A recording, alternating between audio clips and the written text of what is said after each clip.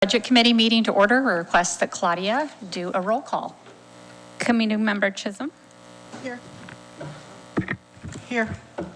Councillor Chenoweth. Here. Committee Member Hunter. Here.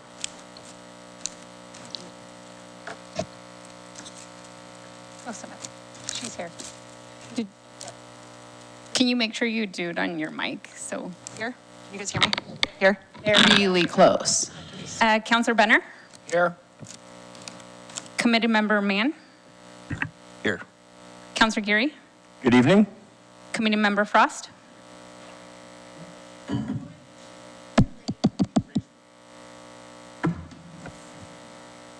She is online, and will be here later. She has raised her hand online. Committee Member Frost, I promoted you, so you should be able to speak now.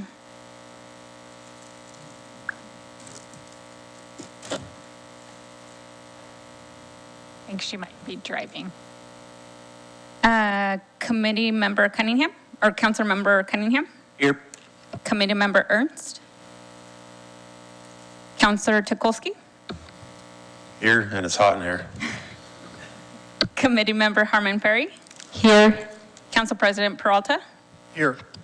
Committee Member Maxfield. Here. Mayor Morris. Here. Thank you, Claudia. And I should note that I started it at 5 o'clock. I didn't give you a time. Now we're going to do the election of the Budget Committee chairperson at the Mayor?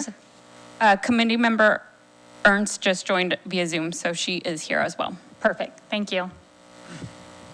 At the close of the elections, the new chair will preside over the remainder of the budget meeting.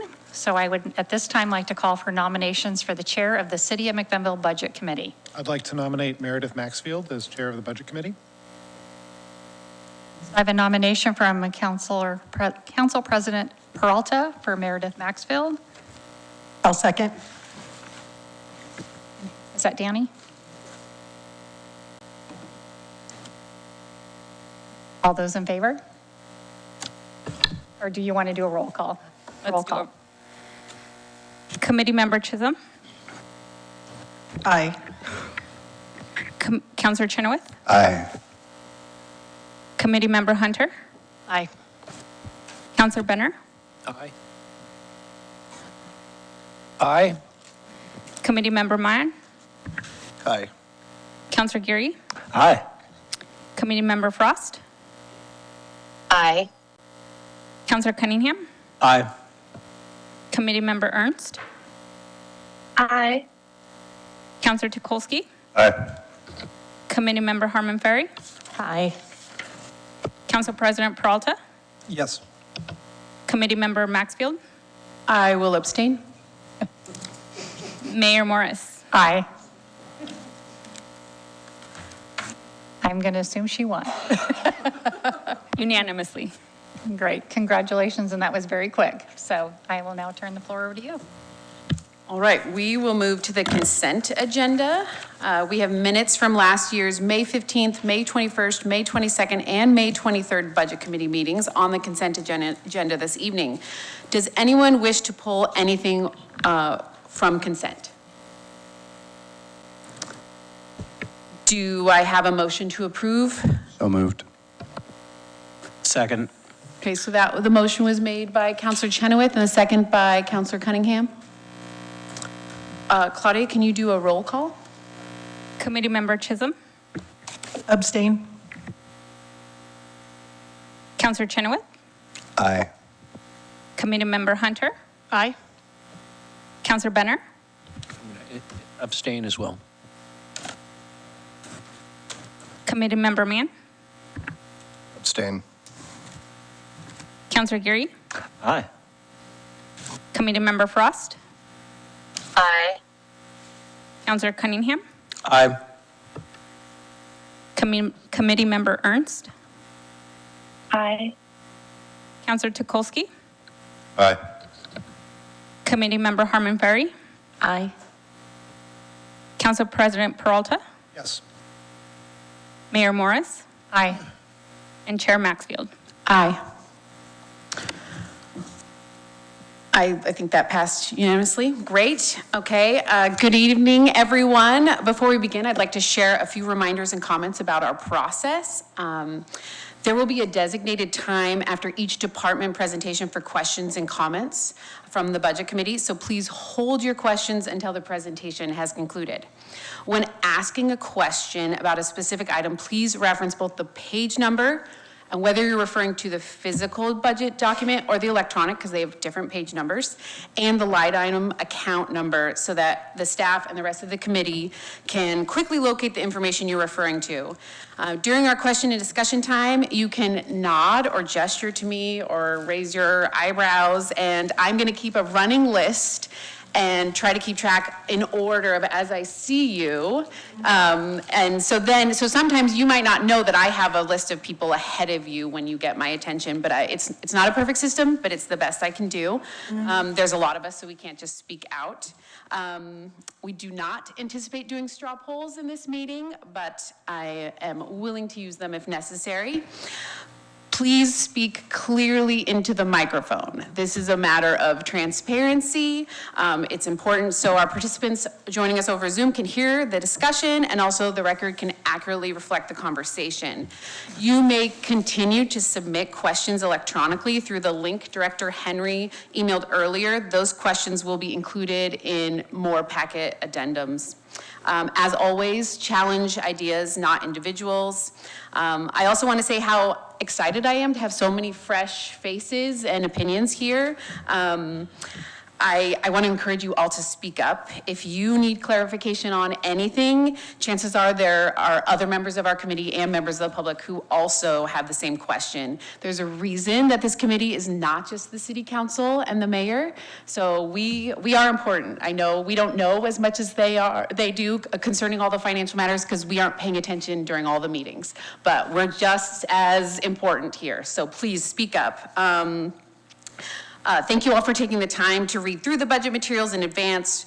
Reviewing this budget document is no small task. Thank you for submitting thoughtful questions and coming prepared to this meeting. We're all volunteers, and I know your time is just as valuable as anyone else's in the room.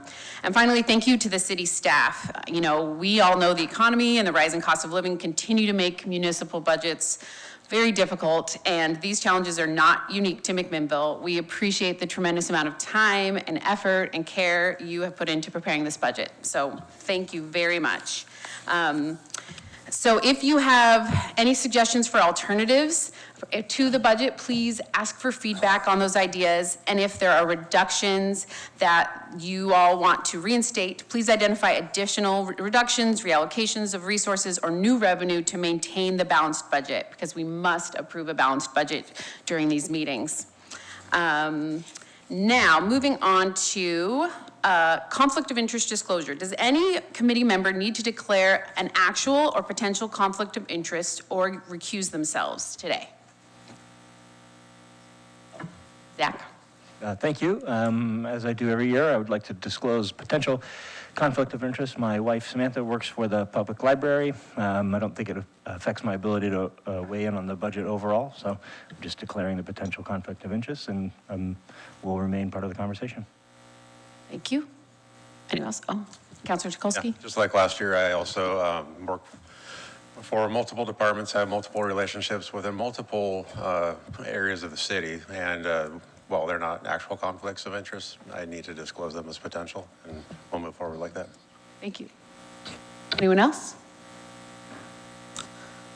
Okay, moving on to the public hearing. I need to read something. State Revenue Sharing Law, ORS 221.770, requires cities to annually pass an ordinance or resolution requesting state revenue sharing money. In order to receive state revenue sharing in 2026 to 2027, a city must have levied property taxes in the preceding year and hold a public hearing before the Budget Committee to discuss possible uses of the funds and hold a hearing before the City Council on the proposed uses of the funds in relation to the entire budget. We will now begin the public hearing process of the agenda. Please, if anyone is here for the public hearing, please first state your name, your first and last name, and the city you reside in for the record. And each person testifying will be allotted 3 minutes for their testimony. Claudia, do we have anyone signed up for the public hearing? Okay. Oh, Director Henry? Just for the, excuse me, just for the record, I just want to have documented that we are proposing to use the state shared revenue for the deferred maintenance this year. So we have included $1 million in the budget. The state shared revenue is nowhere near $1 million. It's in the 435,000 range. But we would like to propose to put all of that towards the deferred maintenance and use it for that this year. It is included in the general fund. It does not have its own separate account. We are required to do this hearing by law in order to receive those funds. So just for the record, that is how we are submitting it to the state, is towards the deferred maintenance. Do we need to approve of that separately from the entire budget? You do not. We just have to have held this hearing that we're holding now, and we will hold one more at the council level. Oh, okay. Okay. Oh, did anyone in the room want to testify concerning the shared revenue from the state?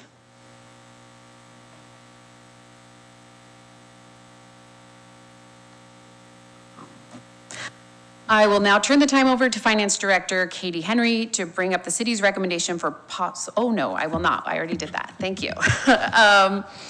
So I will close the public hearing on the shared revenue from the state. Call on City Manager Garvin to present.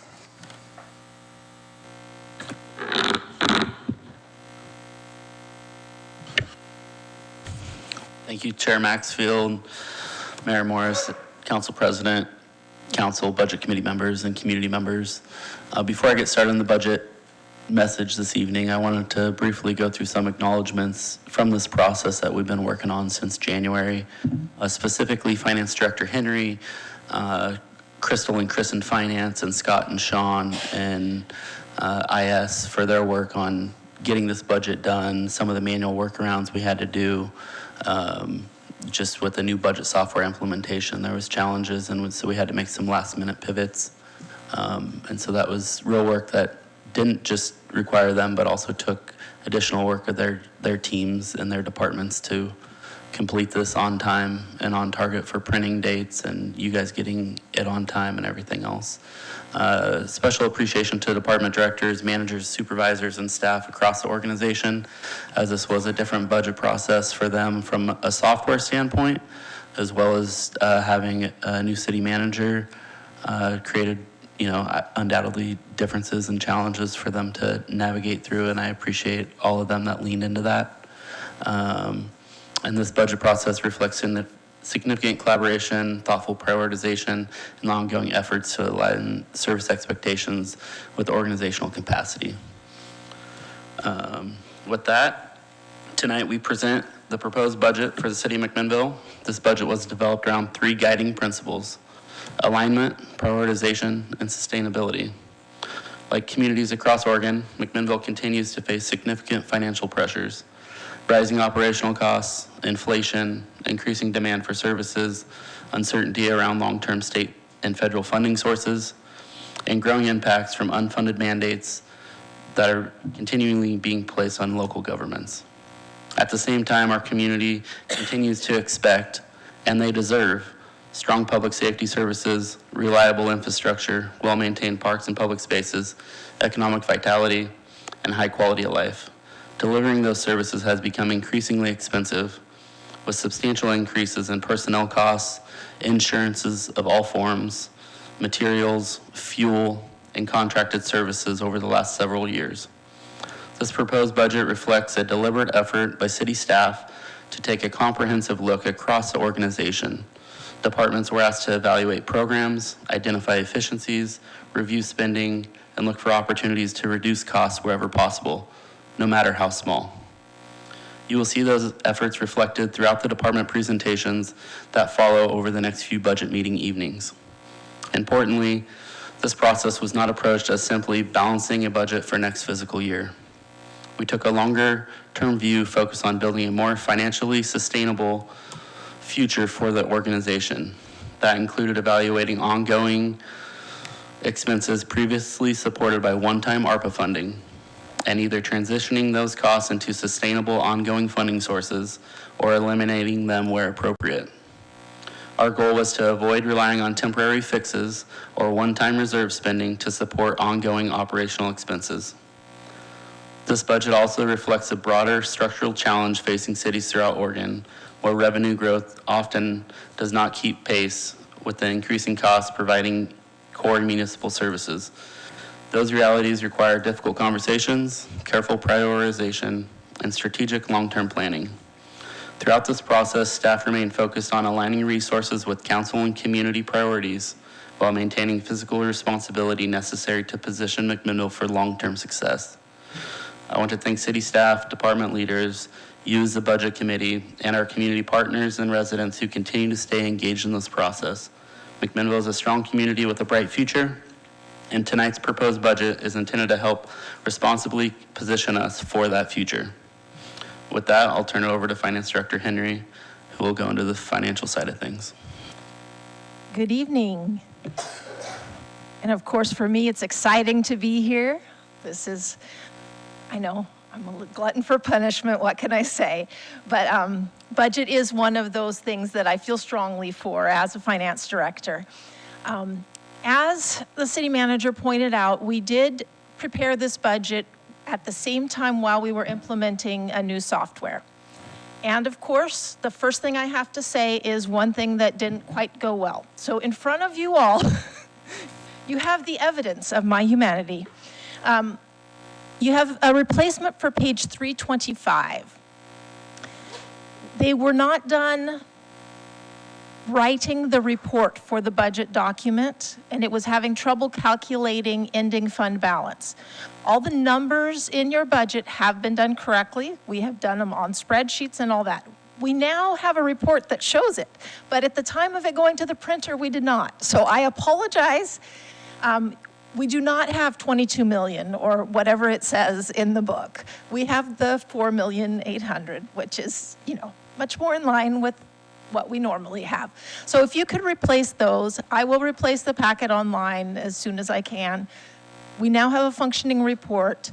For anyone who may be listening online who is vision impaired, if you do need a machine readable version, please contact finance. We're happy to provide you with one. That piece of the online budget book they have not yet fixed. They're expecting a fix to be out within the next 2 weeks. We spoke to them today. So we apologize that the current one is not, and we are actively working on that. So with that, there's a little bit more housekeeping, shall I say. We have a lot of new people this year, and so I wanted to make sure that we are all aware of the budget process, where we're at in that, and what are we doing here? Why are we here for these next, for several meetings, and what is our goal, and what are our legal responsibilities? So there are 9 steps in the budget cycle, according to the local budgeting manual. And if you ever have trouble sleeping at night, you can download and print this. It makes very good, you'll fall asleep really fast. It's over 100 pages of the rules of budgeting. So Oregon does not take budgeting lightly, but we are on step 4 of 9, which is the budget committee meets and the committee approves the budget. It will then go to council, where we will have a budget hearing, and then council will then deliberate and adopt a budget. So this first part is where the citizens, and each of you who are citizen members of the budget committee, get to interface with council and bring your own thoughts, opinions, and you have the same weight in the voting as council does. At the time that it goes to council, council then can decrease the budget, but they cannot increase it more than 10% per fund. So that is where we're at in the budget cycle. There is one piece of business that I push every year when I have these meetings. It's something that the state trains on every year, and that is that committee members may not discuss or deliberate on the budget outside of a public meeting. That's not just a quorum. That means that 2 or 3 of you cannot go out to coffee and decide how you want to vote or what you want to bring to propose. All discussions on the budget must happen in a public meeting here during these 4 nights. This is why we have scheduled 4 nights and not 1 night. This is where the rubber meets the road. This is where everything comes out. So I'm just reiterating that. It is in the rules, but just so nobody's confused, no meetings about the budget outside of here. You are free to discuss with staff.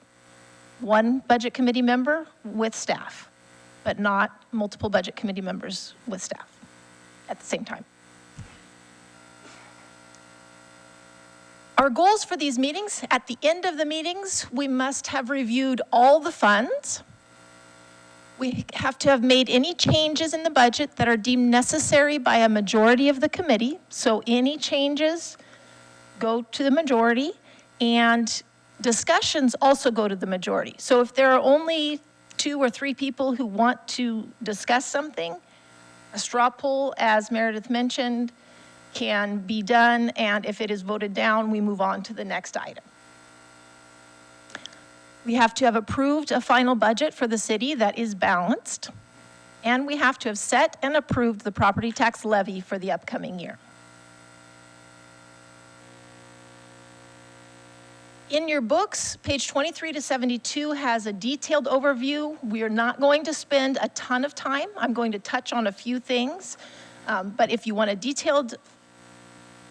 the details of it, feel free to look in the book, or for anyone who's online, click on the financial overview section. There are 2 sections in the online book.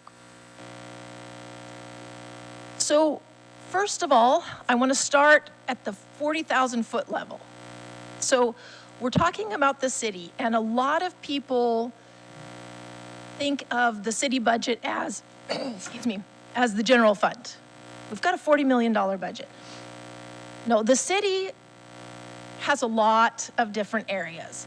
And so I want to propose a first look that isn't looking at our funds, but it's looking at what do we do. So we have on this graph, Public Works, which is $32.9 million in work that they do. We have Public Safety, $14.3 million. Cultural Parks and Rec at $6 million. Community Development at 5.4, and Admin at 15.5. I will tell you that that admin number has a lot of transfers and other funds that are sent out to other entities as well. It's not all people being paid that. So that's what we're looking at. And if you look at your picture, that's kind of how we're going to structure these meetings. It's going to be a little bit different than what you've seen before, in that if you follow the pages in the budget book, they don't necessarily go sequentially in how we work. It's not exactly how we work. So we've divided the sessions this time into more work group type things. So tonight what you'll see is the Cultural Parks and Rec. So we'll talk about library, we'll talk about parks and recreation. That's what we'll be focusing on this evening. Then on Thursday, we're going to focus on the green ones on there. So Public Works and Community Development. If we go through those and there aren't questions, we'll dive right into the blue ones. So this isn't that we have to do just one night and another. We're ready to do all of it. That's just the order that we're going to do them in. And that order is spelled out in your packet so that you know. And it will involve a little jumping around of pages, and I know that gets confusing. We've tried to put little notes on slides and in your packet and to help guide you on which pages we're on. But I think it will give a better understanding of how we work and how our funds work together. Because sometimes we even have individual invoices or individual people who are split between multiple funds because what they do actually serves these multiple funds. And so I'm hoping this can give you a slightly different view of what we do and how it's split out in our budget. This is the view at the fund level. And I did not put all. Page number, where are these charts? These charts are not necessarily in your book. This is me giving you a different overview than what you have available. So if we look at the funds, because we do have to look at all the funds, you'll see that the general fund is 30% of our budget. And this is why most of our time is going to be spent on the general fund. And in a minute, we'll talk a little bit about the different sources of revenues and why this is so important. We have the wastewater fund that's 40%. And that is a utility. So it has utilities fees that pay for its expenditures. And then you have all the other funds, which we have 20 funds. And so you've got 2 that make up the majority and then all these other ones. And so you will hear about them intermixed with the others that go along with whichever department they're in. So that's what will be different than we've done previously. So in the general fund, this is how the expenses play out in the individual departments. You can see that the split for public works is significantly smaller in the general fund than it is the city overall. And you can see that cultural parks and rec is much bigger, as is public safety. Those 2 are primarily financed with property taxes. So there aren't fees to pay for them, there aren't gas taxes, there isn't any other money. A few grants maybe here and there, but other than that, it's mainly property taxes. So that's where you see the difference between the allocations. Now, if we look at general fund revenues, now, Councilor Benner, this one is in your book. So it's just at the beginning of I think it's 30 or somewhere in there. We see that property taxes make up 56% of our revenues. And here is where I want to take a slight hop outside of what you have in front of you and your books. And I want to make sure that everyone understands how our transparency tool works and how you can dig into some of these numbers online, how both you and the public can see what makes it up if you're curious about something. So we're going to see how well I can juggle 2 different things on my computer. This is the next test of my humanity.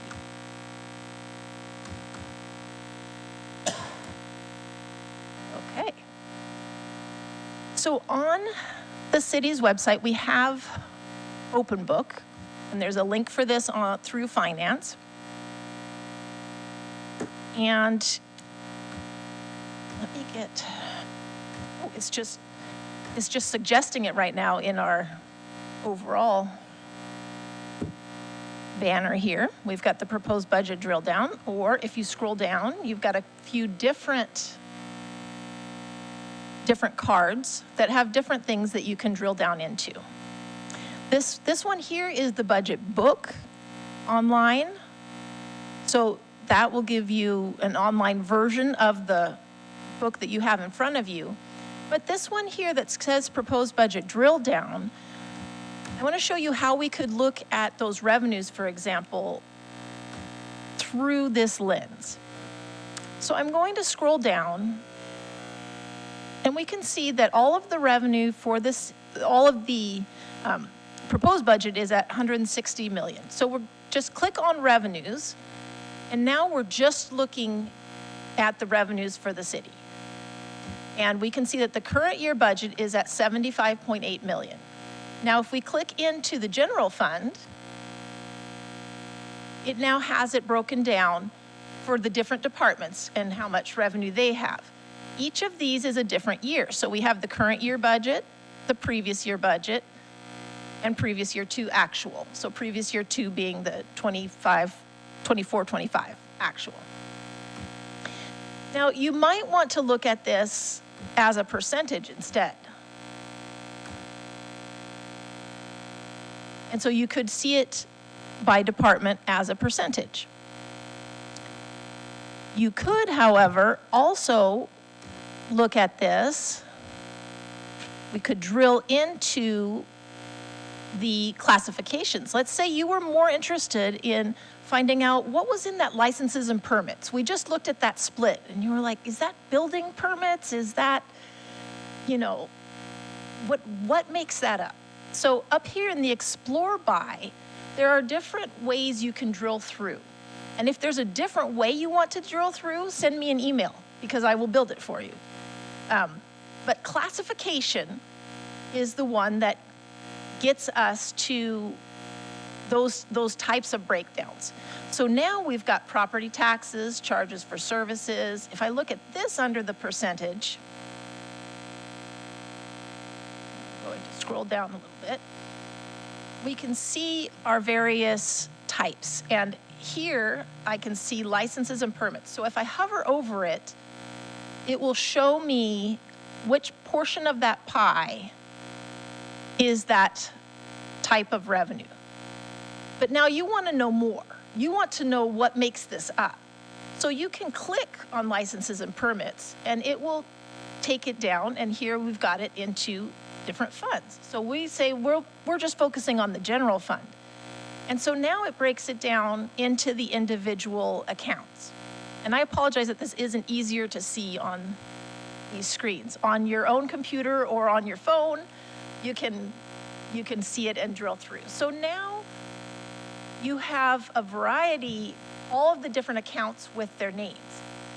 And so you can see that the blue part of this licenses and permits, this very large piece, is actually the payments in lieu of tax from the wastewater.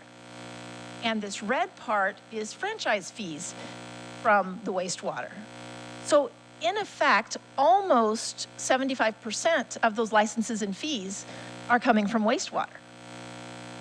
So keep that in mind as we're talking about things and when you're making suggestions to how can we increase what we're getting from licenses and permits, for example.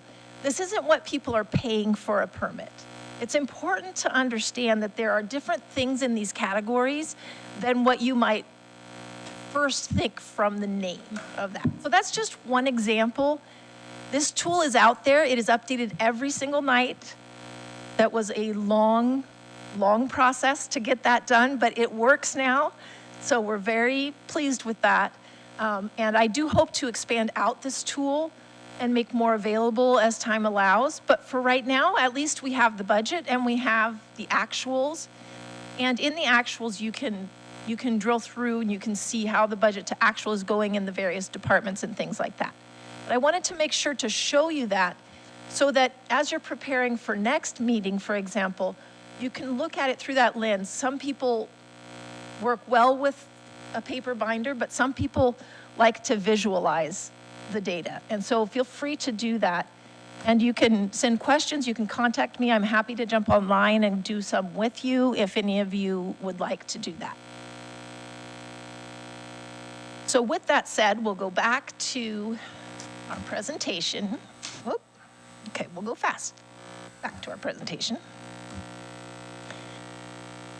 And we'll go to the expenditures by classification. Personnel services makes up 66% of the general fund. So that is obviously a very large part of this budget, is the personnel services. And so I'm going to take a step back here, and I'm going to turn it over to Vicki so that she can give us an update on personnel services in the budget. Thanks, Katie. I first want to note by saying that the temperature in the room is wonderful, so thank you. All right, so tonight I am presenting the overview for the personnel services, but I want to note that the specific questions about FTE changes that are included in this overview will be reviewed by each of the department directors as they present their budget. So this is just an overview of the total changes in the proposed budget. So as Katie mentioned, personnel services are a large portion of our budget.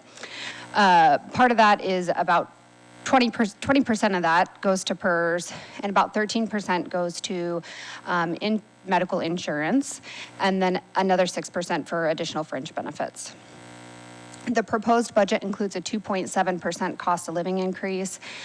This follows the CPI-W index. This is a standard that we've used in the past, and we recommend continuing in order to stay competitive in the job market. The budget also reflects continued increases in PERS and Tier 1 and Tier 2 and OPSERP employer contribution rates. The workforce is shifting with more employees in the OPSERP classification.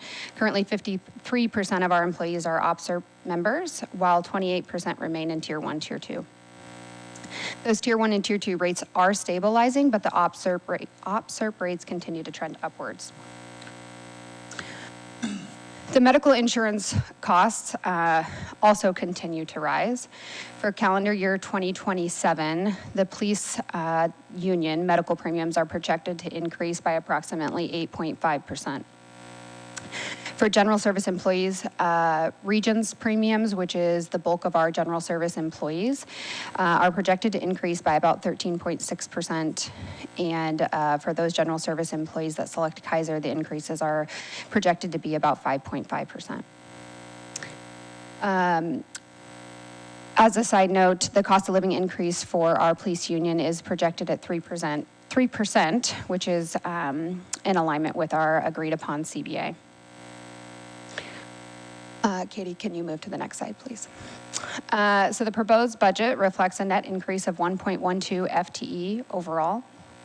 As I mentioned, several departments have shifted FTE to strengthen service delivery while maintaining a more sustainable financial structure, which includes moving some FTE expenses to additional funding sources away from the general fund.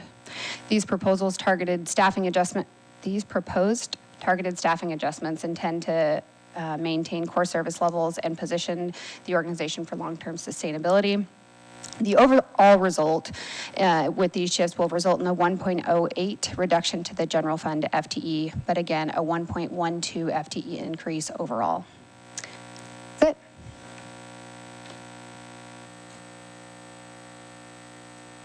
it. So with all of this, what does that mean? And maybe I should do a drum roll here, because I think this is really the question. I debated where to put this slide, and I thought, you know what? Bottom line up front. Let's just real quick talk about what does this proposed budget give you in terms of ending fund balance, so that we can put this right on the table. You can know what we worked hard to bring to you, and then we'll go into the details of everything, but you'll know what you have right up front. So what we're proposing to you is a total revenues. This is general fund. I apologize, I didn't put it on the slide there, but this is general fund. Total revenues, $33,277,896, and total expenses, $33,142,847. And if you're looking in your book and you're looking at resources don't equal that and requirements don't equal that, no, they don't. So this is pure current year operating money in and operating money out. So this does not include your fund balances. So the current year net revenue is $135,049. That means that the budget as we have presented it to you is not a deficit budget. It does not use fund balances, and it saves $135,000 for use in another year. We highly recommend that you not try to use that, and we'll go through the reasons for that in the next 2 to 3 minutes. This gives you proposed reserves of $6.3 million. In your numbers, when you're trying to figure out what adds up to that, it's the contingency of 1.5 million and your unappropriated ending fund balance. Those two numbers added together give you your proposed reserves. This makes up 2.61 months of operating expenses.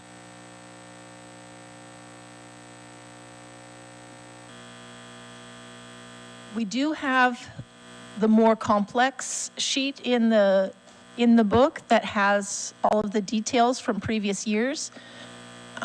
The previous slide is just, I like it with less numbers, but but we do have all the page there if you're looking for it.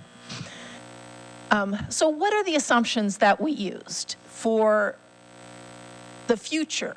Because we always look at the 5-year projections, and so this looks good. This looks really nice. We've worked really hard. So projecting into the future, you should know that this assumes that we bring online the last 50 cents of the property tax in fiscal year 26-27. So that question of property tax that we levy, it brings it up to the maximum amount. It has an increase of 4% per year after the current year for property taxes. Listen to what you said, Councillor Chenoweth.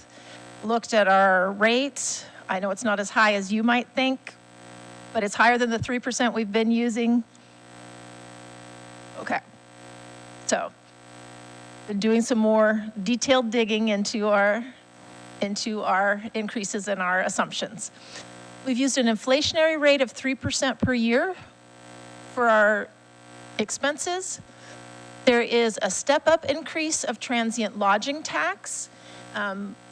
Most of you may know that the state has changed the law, or is in the process of changing the law. I'm not sure where it's at exactly, but from the required 30-70 split that is going on right now, where 70% goes to only tourism-related activities, so we send it to Visit McMinnville, and that will be changing to a 50-50 required. Our city manager is working on the details of how that transition will happen, but it would happen over time with our friends over at Visit McMinnville. The water and light revenues, we have a 3% per year increase. Once we have those discussions on the fees at the council level, it may go up more, but since we haven't discussed the fee increases, I didn't have any other number to use for that. This also assumes that we add 1 million each year to the capital reserve, and that capital maintenance remains only partially funded at 1 million a year. So the recommendation was significantly more than that. Geoff will touch on that when he talks to us about public works. But in this model, it does not assume that we do all of the deferred maintenance right up front. It assumes that we do 1 million per year in the maintenance and 1 million additional to the capital reserve. It assumes that the fleet is funded at 300,000 per year. That does not account for new vehicles for everything, but the city of McMinnville has been very diligent at getting pre-owned vehicles, especially from Mac Water and Light and other entities, and so we felt comfortable bringing it to 300,000 per year. And when you see the next graph, when you see the big blip in FY28, that's the sale of the property, of Northwest Rubber property. So I don't want everyone to wonder. There's an expense, which is it going out to the URA, and a revenue, which is the money coming in. So you will see that on that. So what does it look like? Here is the 5-year trend if the budget goes the way that we have presented it to you today. You can see that in 2026, which is the year that we're currently in, the expenses exceed the revenues by quite a bit. Then we have the 27, which we're bringing to you, which is balanced. You can't see 100,000, but the revenues are actually above by that 100,000. And then in 29, they stay ahead, and they stay ahead through 2031, but just barely. Now, this seems like it's great. The sky is rosy, everything's great. But one thing I want you to remember is that when we set aside money for capital, to the capital reserve, it doesn't affect our expenses. So it doesn't show up in that red line, but it comes out of our fund balance anyway. So here is a graph of the fund balances. The green is the ARPA. The brown is the dedicated capital. And the blue is the undedicated. And that line is the minimum if we're assuming, with the assumptions that I have just given you. If we continue to add the million per year to the capital, in 2029, we break even. Then in 2030, we start to fall behind. And in 2031, we start to fall behind. This is why I've said that we don't suggest using that extra. That extra was planned for being in the clear through 29. And because there are enough unknowns after that, I personally feel comfortable proposing that. And then adjustments can be made to, to adapt to growth in the city and all of those other things that are unknown right now.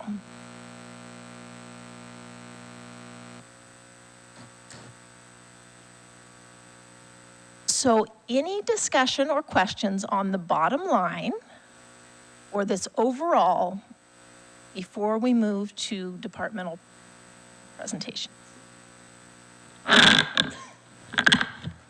Any questions or comments? High-level, overall budget message? Counselor Chenoweth? You did say we could use eyebrows, so I'm trying to use eyebrows. Okay, you might need to wave your hand. Yeah, one, and I might have missed it because I will admit to being a bit distracted during a portion of your going through the assumptions. But one of the assumptions that I pick up also that has been made is that PERS stays relatively constant over the course of this projection in terms of percentage of cost. Is that an accurate read on this? That is accurate. Okay, thank you. I think that's important because our PERS costs are actuarial based with the requirement that we meet 8% increases per year for Tier 1. And when we have events that are outside of our control, such as what we're experiencing this year, we don't know at the end of the year how that's going to impact the next year's budget. This is true. So I think it's important that we understand that there is, as rosy as this looks comparative to some things I've seen through the years of being in this seat, there is always that potential out there for a rather serious negative impact. So thank you.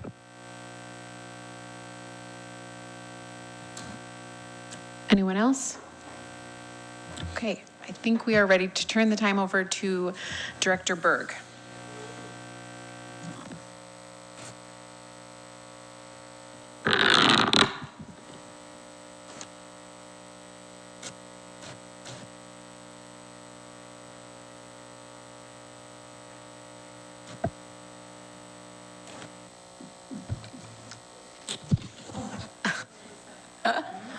Chair Maxfield, are we again holding questions until the end of their presentation? Yes, she'll have a slide at the end of her presentation, same thing. Jenny, our Director Berg, are you going to have a slide at the end of the library and then also at the end of Parks and Rec? Just at the end of the two presentations.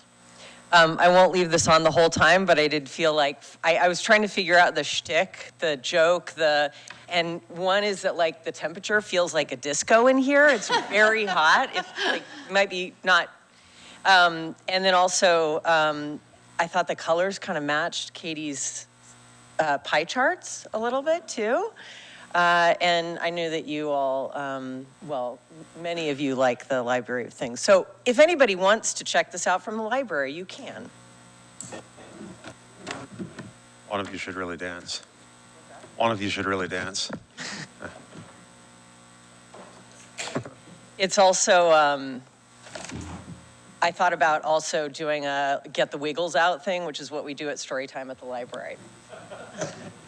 But thought that might go a little too far. Okay, hi, I'm Jenny Berg. I am here tonight. You'll be hearing from me about the library and the Parks and Recreation departments. Thank you all very much for your time and attention during these budget meetings. I know it's all volunteer and it's a lot of work and I really appreciate it. We all appreciate it quite a bit. I am going to start my timer here. Okay, so I'm going to start with the library and hopefully this.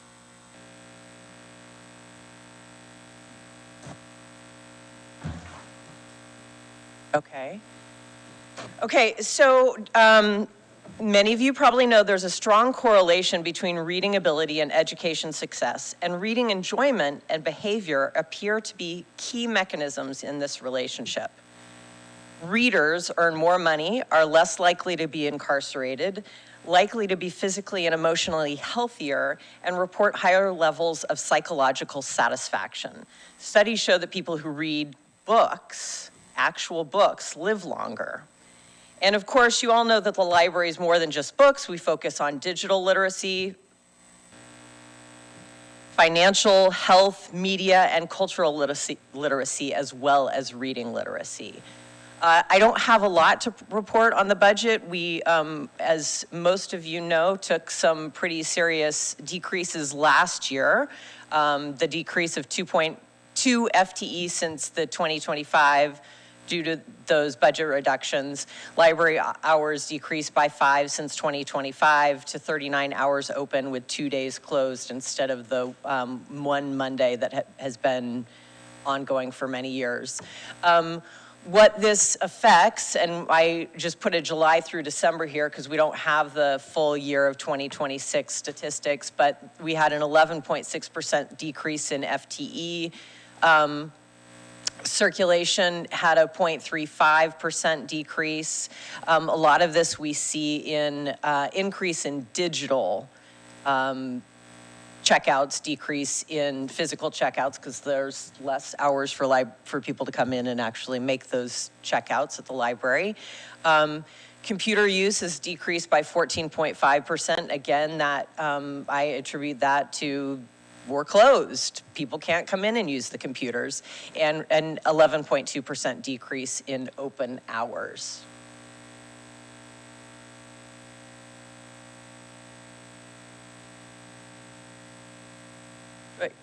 Oh, thanks, Claudia. And just, I always like to point out the amount of support that we get from the Friends of the Library and Library Foundation.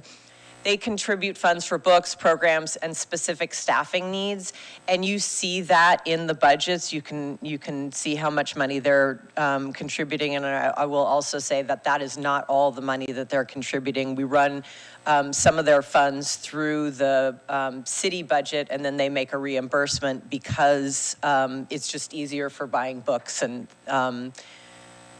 that type of thing, but they also will just pay from their funds directly for some of our programs and materials and improvements to the library.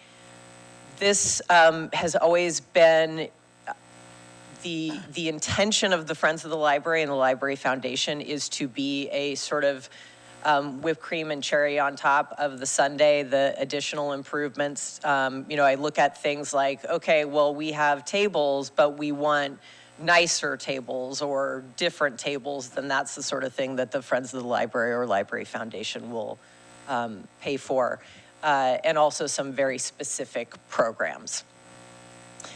And then in the Friends of the Library and Library Foundation, it also, some of those dollars represent grant dollars that we've received for specific programs.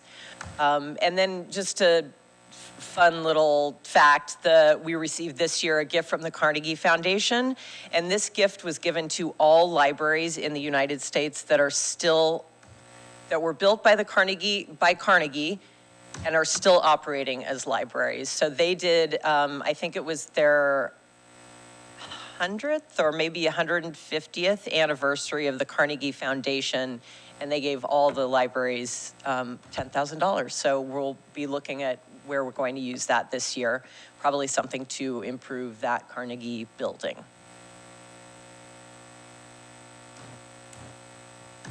So this year was mostly hold the line, but our goal is to get back to the 6 days a week of open hours in upcoming years. And that's something that I'll be looking into further in the next year to see what the appetite from the community is, what they're looking for. I've heard anecdotal feedback from community that they're looking for that, they're interested in that, but we need something more data-driven. The library and the Parks and Recreation departments all focus on socialization and gathering, as well as many other things. But I wanted to pull these things forward because I think they are somewhat unique to these particular departments. And socialization has been shown to benefit cognition, mental health, stress reduction, and longevity.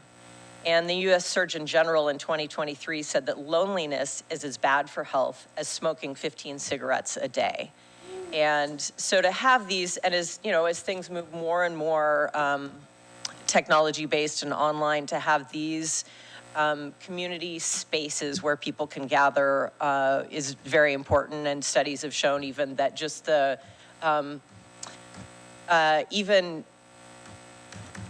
more incidental interactions with people can even have a strong impact on mental health.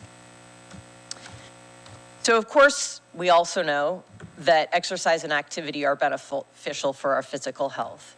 Exercise has also been shown to improve one's mood, sharpen one's mind, benefit sleep, and lower the risk of illness. And I use that as an introduction into the Parks and Recreation Department. Just gonna touch briefly on this also is not a lot of changes here in this budget, except for Aquatic Center, which I have Josh Russer here to talk about. He's gonna come in at the end. There's a little bit of change in administration that's specifically focused on the fact that you will have a new Parks and Recreation director in the upcoming months. And feel free to not hold your applause if you.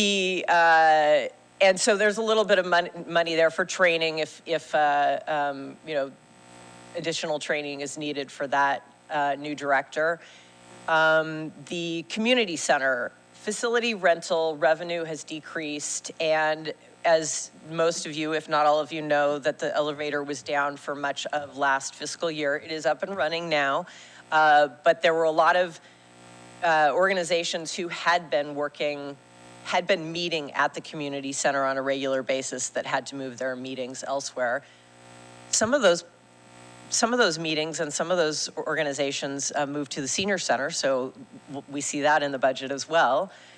And maintenance and rental increases are going up, and I think that's in part due to inflation, but it's also due to the fact that there's increased costs for running an older facility. And as I mentioned, the elevator upgrade did occur in 2026. Next slide. Thanks, Claudia. So recreation sports, there was a small decrease in personnel services due to an unfilled administrative support position. Senior center, one of the things that you'll see in the budget is a program coordinator. One of the staff members is being moved from a administrative specialist to a program coordinator. This was a position that was at the senior center prior to COVID, and then, of course, with the closures of COVID, that position was eliminated. Well, now they're finding a lot of returning people coming to the senior center. They've got re-engagement there and people looking for more programming opportunities. And so we're bringing that programming coordinator back. That will not only increase participation and increase that benefits of not having isolation in that community, it will also generate additional revenue. And then you'll also see a replacement of the buckled flooring in the senior center bathrooms for safety reasons. And at this point in time, I am going to turn it over to the Aquatic Center manager, Josh Rooser. And we would also like to thank Jenny for serving as our Parks and Recreation Director. She's been very supportive to all of us and has been a lot of work, not only to work on, I'm sure, the library budget, but also ours. So the Aquatic Center, we've also been building back since COVID, and a lot of that has been our staffing. In 2025 of April, when I started last year, the Oregon Health Authority adopted the Model Aquatic Health Code into the code of the authority for swimming pools. And that has required a few things of us, including adding additional staff to make sure that lifeguards receive appropriate breaks from surveillance. So lifeguards, when they are watching the pool, they're watching the entire body of the pool and looking back and forth for long amounts of time, and to make sure that they are, their eyes are appropriately rested so that they continue to maintain that focus, they require breaks from surveillance. That isn't a break from work, it's a break from constantly looking back and forth. So those weren't in place as they should have been according to this code and to get us up to that Model Aquatic Health Code. It also requires a lifeguard supervisor or a head guard to be on deck at all times to make sure that the lifeguards are attentive and watching and surveilling property, and to make sure that they're getting their approved breaks and rotations to manage that aspect of lifeguard safety. Swimming pools are the source of water safety education for many communities, and especially the McMinnville community and surrounding areas. Drowning is the leading cause of death for children, for toddlers, leading cause of accidental death for toddlers. And pools are one of the safest places and have much fewer incidents of fatal drowning than outside. And the Model Aquatic Health Code is the standard now that all pools are being held to in terms of if there was a fatal accident that were to happen. It doesn't matter what the code is, we're going to be held to that standard. So not only is it important for our community to make sure that our standards are up there for safety reasons, but also as a liability measure. Because of this increase in staff, we've had to, I lost my timer. Am I doing okay? Okay. Because of the increase of staff, this year we were able to manage it because with 3 brand new full-time employees taking over the Aquatic Center after 3 retirements, we had some savings in our health benefits that were allotted to us in the previous budget, and that's balanced out well for us. In next year's budget, with the additional staff that it would require to maintain the standard presented by the Oregon Health Authority, it would require us to move towards additional FTEs for our part-time staff. And to maintain our FTEs as we currently have them, which I think is in your budgets, it would require us to close on Wednesdays, and for our full-time staff to take over that pool supervisor or head lifeguard position for about 6 hours of each day between 2 individuals. So that would require myself and the swim supervisor to spend about 35 hours per week acting as that head guard if we were to maintain staffing at that current level. So the request is a budget, help me out here. a budget change. I forgot the word. Budget. Ad package, thank you. For additional FTEs for our part-time staff to bring us up to that standard so that we can continue to maintain the service levels as they are now. And to provide that space where people can learn to swim and continue to practice after taking our swimming lessons and working with their families to continue their swim journeys.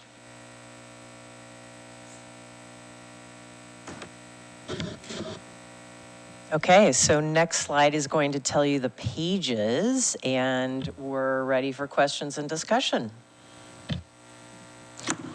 All right, we are ready for questions and discussion. I just wanted to point out real quick that we are having time for public comment at the end of this meeting. So even if our discussion isn't over, we are going to pause so that the public can make comment that are here. So we're going to pause at 6:30, no matter where we're at, because we can continue this discussion on Thursday. Does that make sense? I just don't want anyone to think that I took you off of the list. So, all right.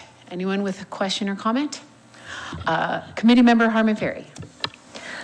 If I read it right, the HVAC system was put on hold because we needed the money for community center upgrades instead for the library? The HVAC dollars went to the community center elevator, given that was a immediate fire that needed to be put out in a way. Okay, so I did read that correctly in my mind. So I'm assuming the HVAC system is not improving. Is there a plan for addressing that at some point, or have we? It is on the list, and it may be, it's on the list. Great, that's what I need to know, thanks. Committee Member Benner? Procedure. Oh, sorry, Counselor Benner, my bad. I'll take anything. Procedural question, the budget that we have in this document means the pool is closed on Wednesday. Without the ad package of the 147,000 that was on the last slide, yes, it would be closed on Wednesday. And so as we go through this process, there might be other add backs or? There's other ad packages that are identified in a running list. Some of that was cleaned up from previous years. This is the one ad package that's called out in the presentations as far as unfunded to this detail. As far as where you go from here, I would take this number under advisement and you guys could do a straw poll where you feel on adding this back. But when we get to the end of all the budget presentations, I would encourage you to figure out where you want to cut to fund this if you guys choose to fund this, so we still present a balanced budget and don't go into a deficit, because with what we're carrying over at the 135, funding the 147, you'd be in a very slight deficit. Thank you.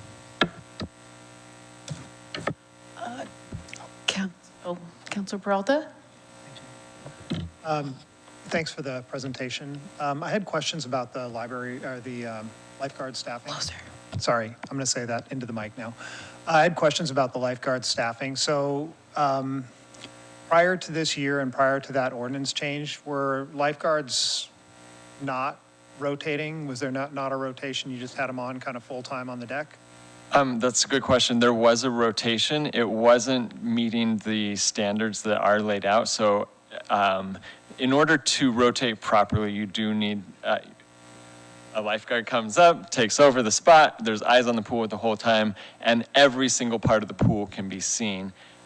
So the way that they were getting by was to rotate one lifeguard from one pool and one lifeguard from another and come to the middle, which creates a lot of blind spots in both pools, and then they would switch spots. So they would get that rotation, but they did not have the surveillance break because they were going back and forth. Was it the same two lifeguards just rotating all day? Not all day, but for a good chunk of the day. And I think this was part of the building back from COVID was filling in those gaps, and then managers, I believe, would provide the head guard support.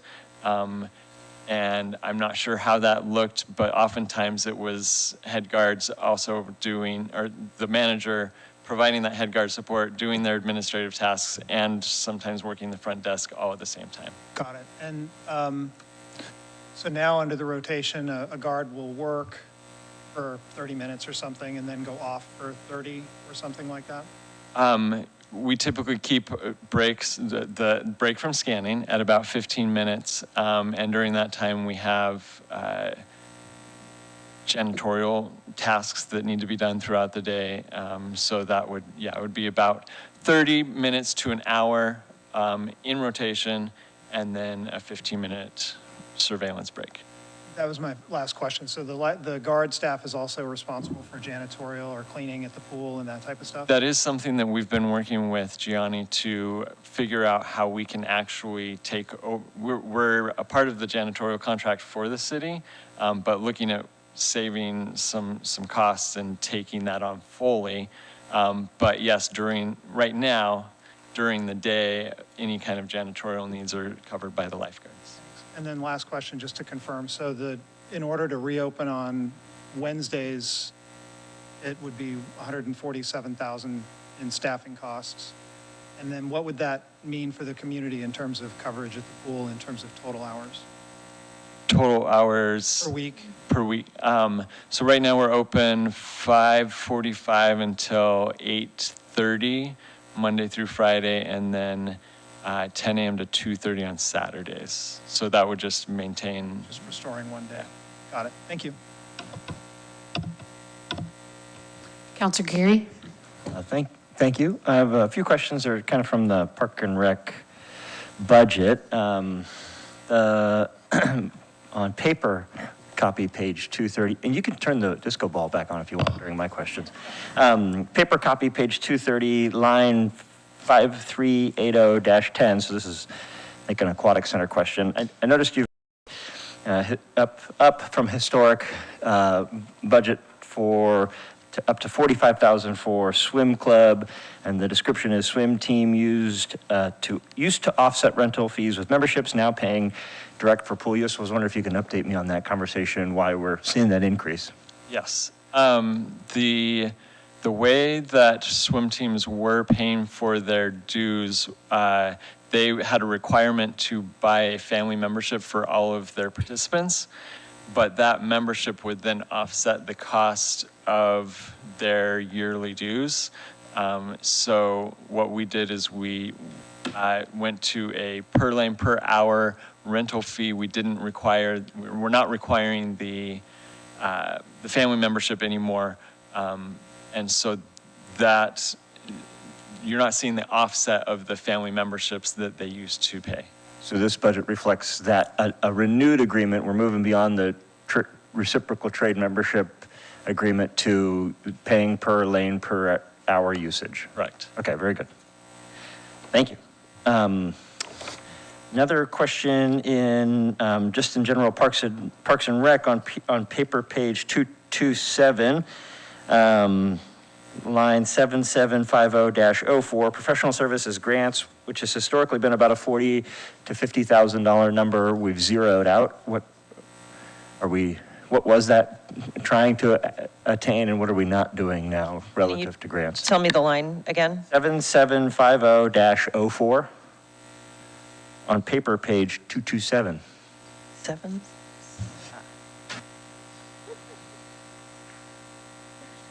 That was the ARPA funds that were used to pay for the bond. Okay. And so we wanted to clear that line item out. However, there are still the 7750 on that same page that was not spent in last year's bond efforts, with the thought that if you choose to go forward with the bond in this upcoming year, that it's there. Okay. Thank you very much. And then back to Josh, not a line item necessarily, but when you built the budget assuming operation wasn't going to be open Wednesdays, did you adjust your expected admissions revenues, or are those just going to move in concert with each other, or it's not nearly? I did not adjust those, so I imagine that those would decrease with the decrease in service levels. Okay. Very good, thank you. Counselor Chenoweth? Thank you. I got a series of questions, so I'll try to make these quick. Page 83, under number of employees and volunteers since, for March 2026 actual, Aquatic Center, 3 full-time, 46 part-time. What is this total out to for actual FTEs that are currently being used for the Aquatic Center? I believe it's somewhere around 10.46 is what was originally budgeted.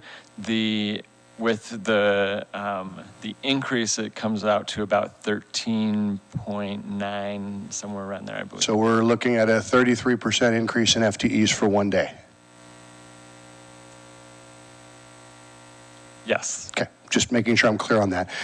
What would be the FTE increase needed for, if we were to say, okay, we're okay, I'm not saying we are, but just so I understand the difference between the two, because you expressed that part of that FTE is going to make it to where we don't have 6 hours per day of management staff, and part of that FTE is to make sure we have staffing for Wednesdays, right? So two different issues. So that, I mean, that, I guess it's not just Wednesday. It's also throughout the week, we have our management staff taking over head guard positions and our front desk management supervisor, one of those full-time employees, who's also covering extra shifts. Right, so in my assumption, and it may be a bad one, but in my assumption, that means to be open on Wednesday, we could potentially be open on Wednesday, still have management work 6 hours a week, and that would require less FTEs.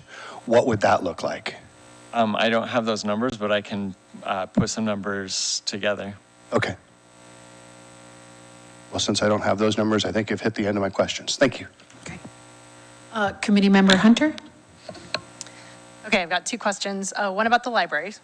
So there was on page 301, it mentioned that there's miscellaneous revenue from the Library Foundation and Friends contributions, and that they were budgeted at $93,050 for FY 26-27, and that was up 39% from the $66,800. So is that increase committed or pledged, or is that just projected? It is committed. That is primarily a grant that is running through the Friends of the Library, in addition to the usual programs that they fund. Okay, and is it for 1 year, or is it over multiple years? Well, it's for 1 year, but we are looking at the possibility of an extension from the grantor, so that's in the works. Okay. And thank you for the library question. Yeah, you bet. And then I had a question about the Senior Center Program Coordinator. So the budget is reestablishing that role after COVID. What programming is planned as a result of that change to a program coordinator? And is there any projected revenue offset with increased participation, or what are you hoping for with the change to the program coordinator? Right, so there will be more exercise classes and more social and art classes and whatnot. We did do a little bit of a projection on the revenue, but did that end up going into the, oh, no, it didn't. I can get that for you as well if you'd like.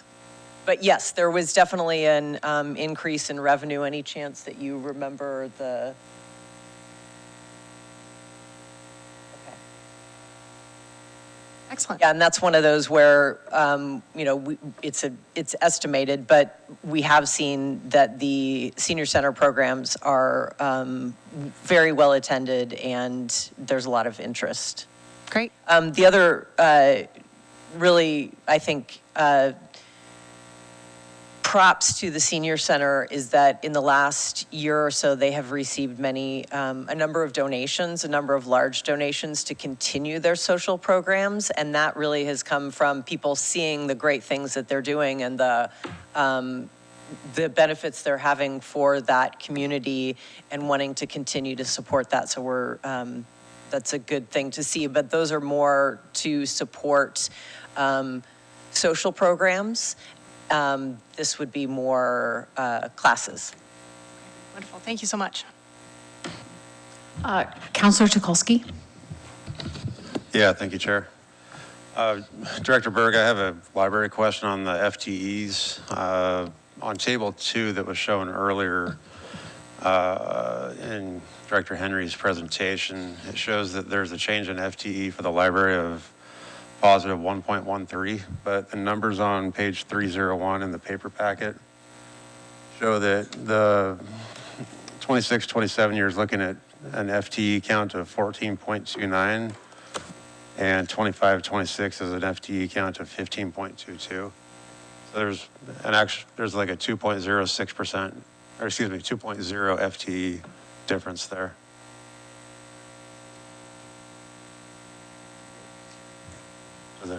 Counselor Chenoweth, will you speak into the mic so we all can hear? I said, I think if I remember correctly, the 1.13 plus was for the overall budget, not just the library. Are you referring to the culture, parks, and recreation when they said the? Well, Shine some on light on table this? 2, it just says library, and then on the, I guess, what? Table 2 of the packet that was given to us that's not in this binder, part of Director Henry's presentation, I think. Counselor Tukolsky, are you talking about slide 14 of the budget presentation that HR Director Hedges spoke to? Probably, yeah. I was screenshotting things as they were going through. I don't have the slide number. If I can clarify, that is just a visual representation of the table that is on page 82 of your binders that has the numbers. Unless Vicki corrects me, but that's my understanding.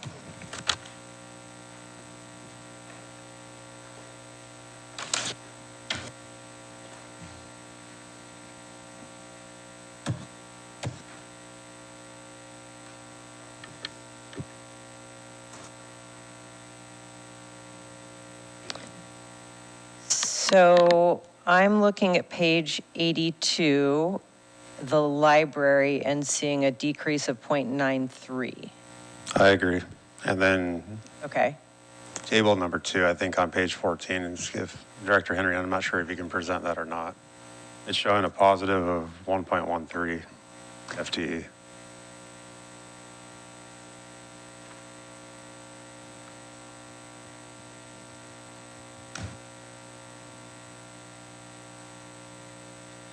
That's my error. I apologize. Got it. Okay. Teamwork. Okay, thank you for that. And then I had a follow-up question as well. The other part was, sorry, I lost my train of thought here.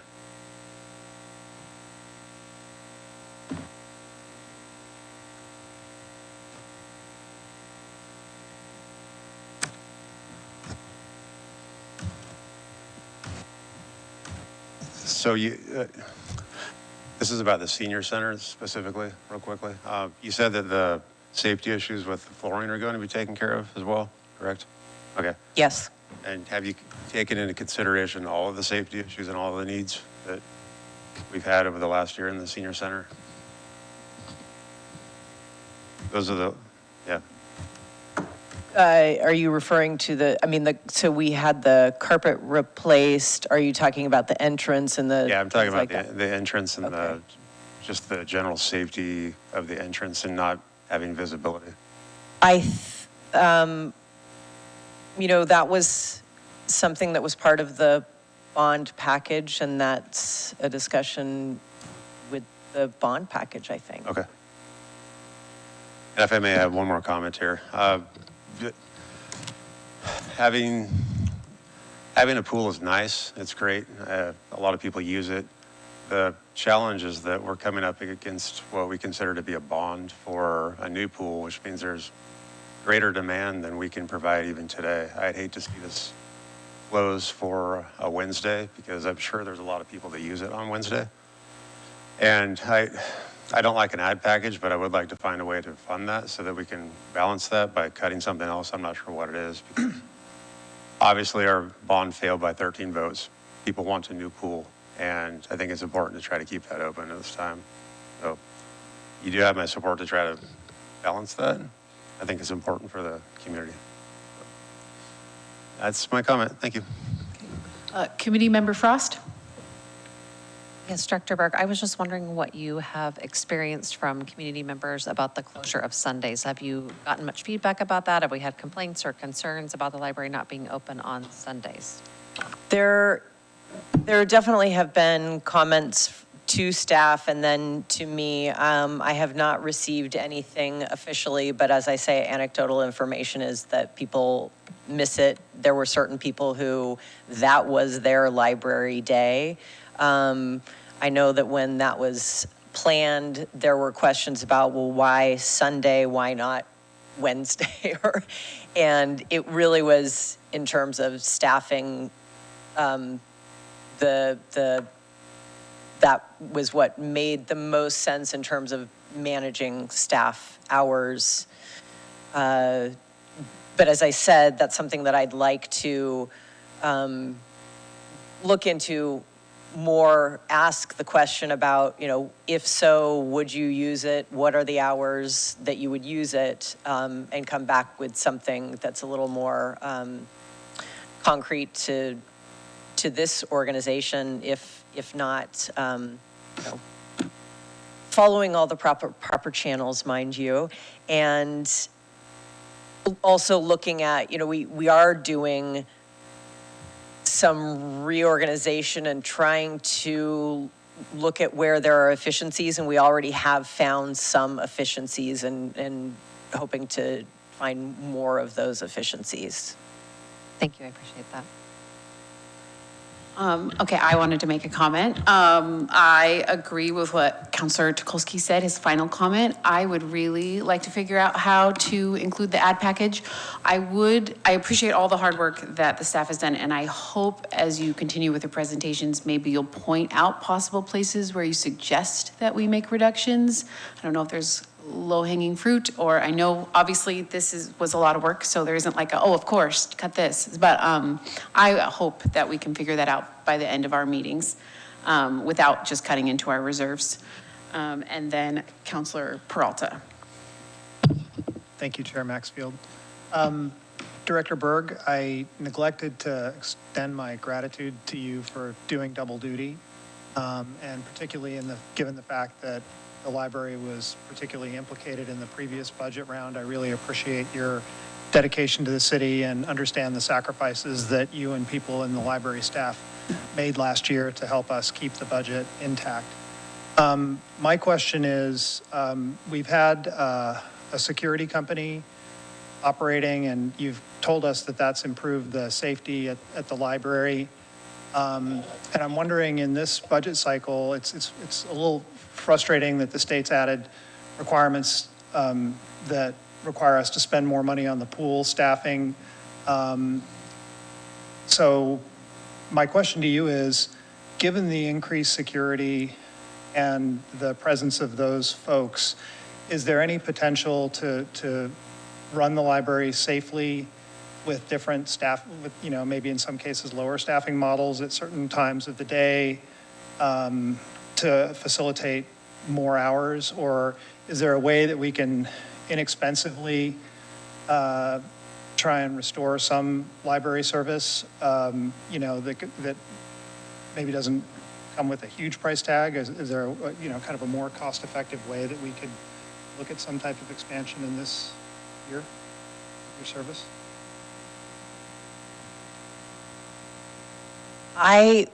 We have, at the library, we have already, we felt we were, had a pretty tight belt, and we tightened it even more. And I can't safely and I can't safely add more hours to the library where the current staff that we have. I do think that there is a possibility of getting back to those 45 open hours with maybe a less FTE than we had previously with those 45 open hours, but not with the current FTE that we have at the 39 open hours. I will also say that within the model that we have, that we're working with now and looks like it will be continuing, not only do we have less FTE, but they are at a lower range FTE overall. You know, a couple of the cuts to FTE or reductions to FTE due to retirements are the higher range employees and not replacing them. One not replacing at all, one replacing at a, just restructuring. So, okay, thank you. Counselor Tukolsky has a comment or question, and then we are going to close the discussion, pause the discussion for now, and make sure we leave time for any public comment, so. Yeah, thank you, Chair. To Council President Peralta's comment, last year we allocated more funding toward the police department. I know that they've staffed up because of that a bit. I don't know if it's reasonable to ask them for some extra patrol essentially to go through the library and the aquatic center. We used to have Officer Height on board. He's no longer here. He would do that quite frequently. I don't know if it's reasonable to ask Chief Wood if he could dedicate at least daytime operations, someone to walk through every once in an hour or so. I don't know if we could do that or not. I don't see him over there, but for consideration, I would ask that. I know it's not the most exciting part of the police job, but it's still community service. The other thing that I wanted to add here, and this is just a general comment, and I have to give credit to Senior Center Manager Erin Gwynn. Recently, Director Christensen she has retired, and she told us that we should propose naming the Senior Center so that we could bring greater visibility to that.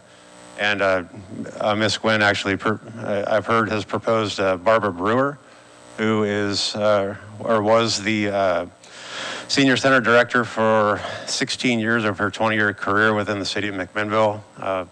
She helped build and expand senior programs beginning in the 1980s. In 1995, she became the first director of the standalone senior center.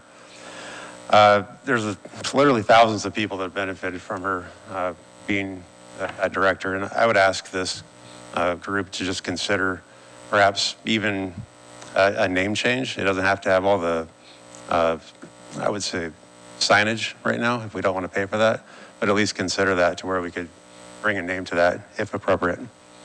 So, thank you. Director Henry, is that, or maybe this is City Manager Garvin, is that the Budget Committee's purview? Naming wouldn't be part of the Budget Committee purview, and naming of the senior center is something that I've engaged Director Berg with and have a more long-range plan for that to bring multiple names forward to the policy body. The name you mentioned is one of those individuals. I'm just asking because of the funding part of it, so that's why I brought it up. Understood. I didn't tell you beforehand, so I apologize. All good. Budget Chair? Yes. I just want to thank all of the Parks and Recreation and library managers. It's been a long and pretty tough year for everyone, and they have been an amazing support for me, and I'm really proud of all the work that they've done at the library and all of the Parks and Recreation facilities. Thank you.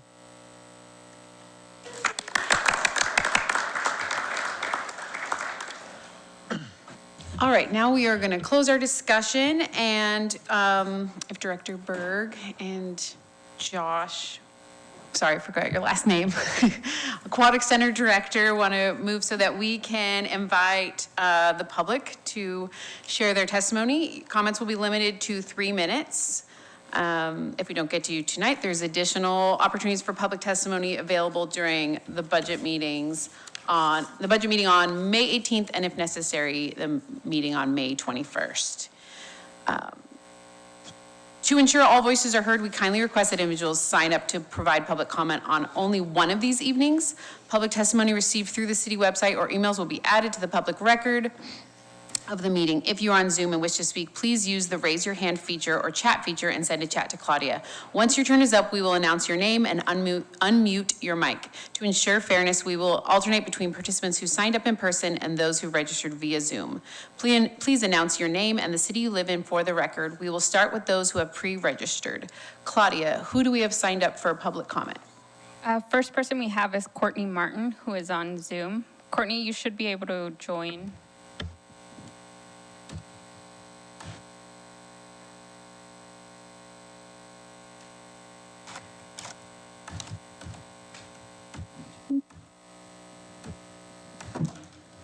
Perfect. Can you hear me? Yes. Great. Sorry, it kind of went out when I was transitioning to connect. Am I okay to go ahead? Can go ahead. Yes, we can hear you. Okay, great. So good evening and thank you for the opportunity to provide public comment tonight. My name is Courtney Martin and have been a resident since 2021 and have 2 children at Memorial Elementary. And I would say that my family's only regret is that we did not move to McMinnville sooner. It's a wonderful community to live and raise a family. I first also want to acknowledge the difficult budget decisions facing the city. I understand balancing services, rising costs, community priorities. It's not easy, and really appreciate the work and learning from this prior session from you all about all the thought that's gone into the proposed budget. I'm here tonight to express strong support for a budget that continues existing service levels at the Aquatic Center, a critical community asset. The center is much more than a recreational space and is home to the McMinnville Swim Club, has provided decades of training that fosters individual strength and discipline, determination, youth development, team unity, and connection. Many of the items around socialization and mental health and physical activity that Director Burke touched on and mentioned as well that are so critical to the services that Parks and Rec provide.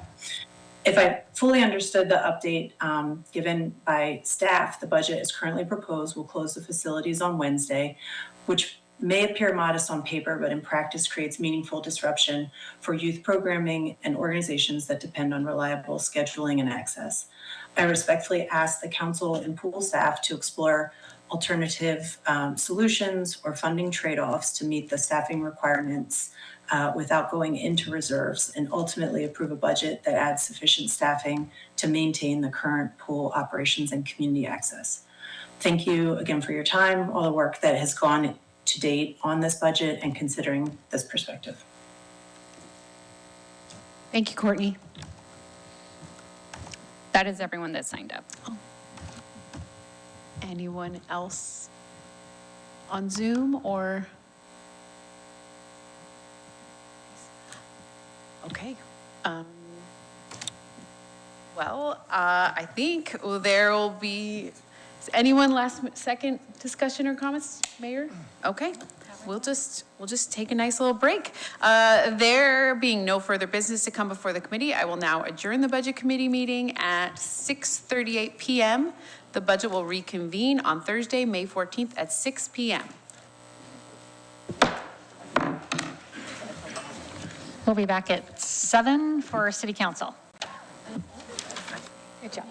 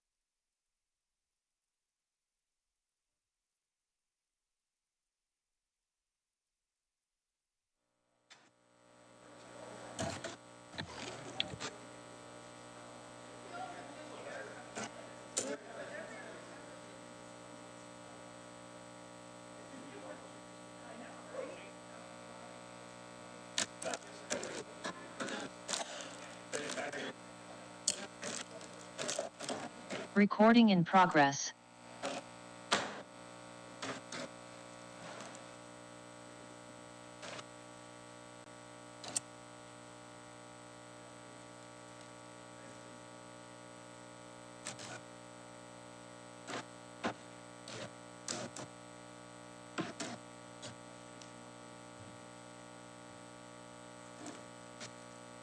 Well, you know, you want one still?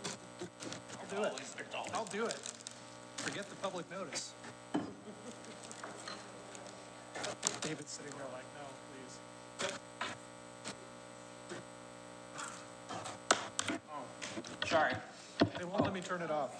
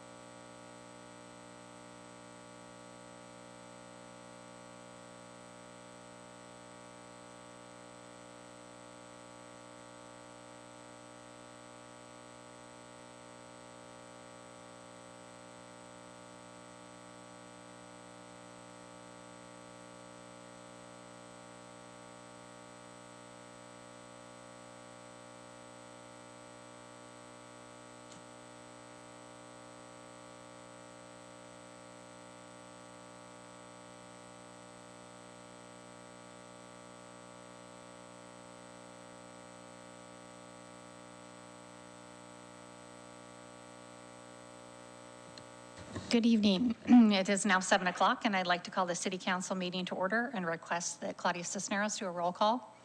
Counselor Chenoweth? Here. Counselor Benner? Here. Counselor Geary? Good evening. Counselor Cunningham? Here. Counselor Tukolsky? Present. Council President Peralta? Here. And Mayor Morris. Here. If you're able to stand, please stand and join me in the pledge.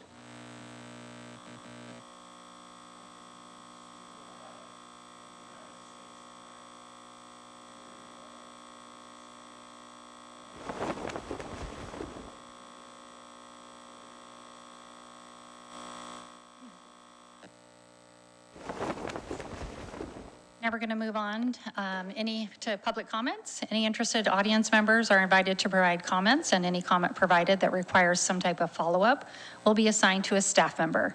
Anyone may speak on any topic other than a matter in litigation, a quasi-judicial land use matter, or a matter scheduled for public hearing at a future date. Comments will be limited to 4 minutes per person for a total of 32 minutes. If you are on Zoom and wish to speak, please use the raise your hand feature or chat feature and send a chat to the city recorder team. You will need to provide your contact information prior to being promoted to speak. Once your turn is up, we will announce your name and unmute your mic. Please announce your name and the city you live in for the record. And we will start with anybody that is pre-registered.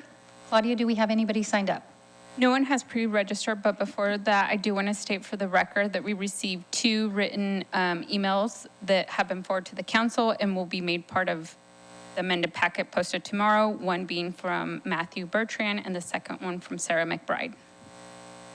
Thank you. Do I have anybody in the Civic Hall that would like to speak that didn't sign up? Okay, then we're going to move on.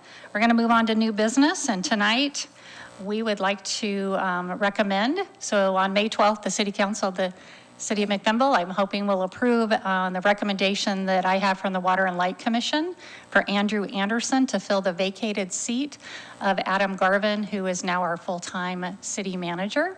So I just need a motion, or do I need to do a motion or just a point? Yes, motion. So do I have a motion to accept the appointment of Andrew Anderson to the Water and Light Commission? So moved. Second. So I have a motion from Counselor Chenoweth and a second from Counselor Tatulski. Can't say your name tonight. Any further discussion? Claudia? Counselor Chenoweth. Aye. Counselor Benner. Aye. Counselor Geary. Aye. Counselor Cunningham. Aye. Counselor Tukolsky. Great choice, and aye. Council President Peralta. Yes. And the motion passes unanimously. And Andrew Anderson is in the audience with us tonight. Can you stand up and we can say thank you? Welcome. Okay, now we're going to move on. We have a lot on our agenda tonight. We're going to have another public hearing. So the public hearing is to consider ordinance number 5180, an ordinance annexing to the city of McMinnville, tax lot R4430AD00100. You can find it on pages 5 through 21 of your packet. The order of procedure for tonight's hearing is set out in detail based on city code. In brief, we will start with a staff report. Next, the applicant will be asked to provide testimony. Next, the public will be asked to provide testimony. Testimony will first be taken from those testifying in support of the application, then from those testifying in opposition to the application. The applicant will then be given time to respond to and/or rebut any evidence presented. After the staff report and after people testify, counselors may pose questions to the mayor to be addressed to the person who testified or to the staff to clarify any information that was conveyed in the testimony. I will ask everyone who signed up in advance to testify first in the order in which they signed up. Then I will ask if anyone present at the Civic Hall would like to testify. And then I will ask anyone who is on Zoom who has not testified, who would like to testify, to do so. Once the City Council has heard from everyone and the City Council is satisfied it has all the information it needs to render a decision, the City Council will close the hearing. Deliberations will occur during agenda item 8D of the regular City Council meeting, consideration of ordinance number 5180 on the agenda. We wish to hear from everyone who wants to testify. However, we request that if you refrain from repeating testimony that has already been given. If you agree with someone before you, who has said something that you agree with, standing in public record, please just provide testimony that indicates that you concur with what they have previously said. Public testimony will be limited to 3 minutes. We will time the testimony and provide you with a visual warning when there is 1 minute remaining. Since this is a legal process for considering an annexation of land into the city limits, we need you to state your name and address for the public record so you can receive a written notice of the City Council's final decision. We ask that you keep your comments clear and relevant to the discussion and short. A staff report was published 7 days before the hearing and it identifies all of the applicable criteria. We're now going to go into a public hearing. This public hearing is to consider ordinance number 5180 to annex the property into the McMinnville city limits. The property tax lot is R4430A, D as in David, 00100. The applicants are Bruce and Nyla Cook. The public hearing is now open. Does anyone object to the jurisdiction of the City Council to hear this matter? Does any city councilor wish to make any disclosure to abstain from participating or voting on this application?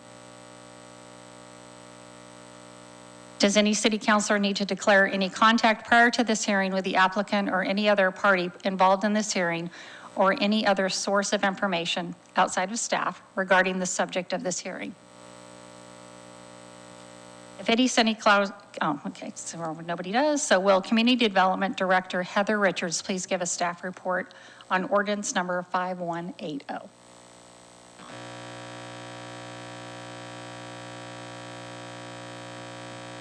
Yes, good evening, Mayor and Councilors. So this is an ordinance to consider annexing a tax lot into the city limits. It's within our urban growth boundary.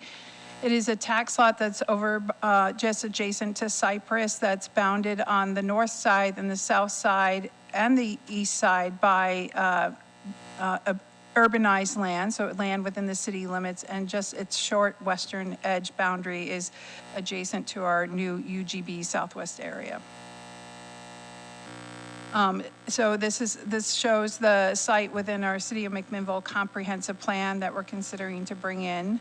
Annexation is governed by two things. It's governed by ORS 222, state law, as well as local regulations, and our local regulations is Title 16 of our McMinnville Municipal Code. The first step of annexation after an application is submitted is for the city to enter into an annexation agreement with the property owner. The annexation agreement spells out what the city's expectations are of the property owner and also allows the property owner to understand what our process will be in terms of the annexation. That annexation agreement was approved by City Council via resolution number 2025-13 on April 22nd, 2025. At that time, it talked about the need for the applicant to go through a land use process and have that land use process approved before coming into the city for annexation. So tonight you also have on your agenda ordinance number 5179, which is a zone change and tentative subdivision plan for this annexed property.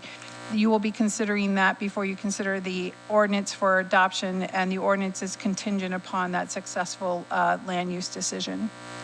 In the annexation agreement, there were concerns expressed, so staff gathers together, reviews the annexation agreement with our partners that would be impacted as well. So the fire district participates in the discussion, McMinnville Water, Light, and any other partners that are interested in it, and provide our concerns relative to the property coming into the city, and that's part of the annexation agreement. The concerns we had was we wanted to have pedestrian connectivity to Cypress. We wanted to ensure that there was access to the tax lot to the west for future development. We needed to make sure there was fire access to the approved subdivision, and that currently there is existing cul-de-sac right-of-way in the subject site to be annexed in that needs to be vacated. So after going through a process with staff over the past year in terms of meeting the covenants of the annexation agreement and going through the land use process, the annexation in front of you meets all of the provisions of the annexation agreement if that land use decision is approved. And it also meets all the requirements of ORS 222 and Title 16 of the McMinnville Municipal Code. I'm happy to answer any questions that you have. Do any counselors have questions for staff? None? Okay. We don't have any questions from the counselors, so we'll now start to hear our public testimony. Our role is to listen to the public testimony and to ask clarifying questions when appropriate. Does the applicant wish to provide any testimony? You can come up to the table, make sure the light is green. Hold it close to your mouth and state your name and address. Hi, I'm Bruce Cook. 1525 Southwest Cypress Lane is my address. And so the property that we're looking at annexing, I live just to the south of that. Can you, I'm going to stop you for just a moment. Can you bring it just a little bit closer? Sure. All right, how's that? There you go. Okay. Thank you. So I live just to the south of this piece that we're annexing in. It's been a part of the family property for about 50 years. I was able to purchase this strip that we're annexing now. We're in the process of bringing it from the county to the city, which allows us to develop the area that we're looking at. It has been an interesting process. I'm not a developer by nature, and so I really appreciate working with the city staff and then being able to bring this to you for your approval. Thank you. Can you stay right there for a minute? And does any counselor have any questions for the applicant? Now you can go. Thank you. We will start with the people who have signed up in advance to testify in support of the proposal. Please remember to include your name and address for the record. Claudia, do we have anybody signed up in support? No one has signed up. Okay. Is there anybody in the room that wants to speak in support? Okay.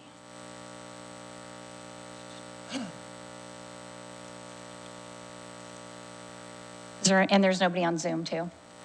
We have people on Zoom. If you want to raise your hand, we can get you in if you want to speak during this time. Nobody? Okay.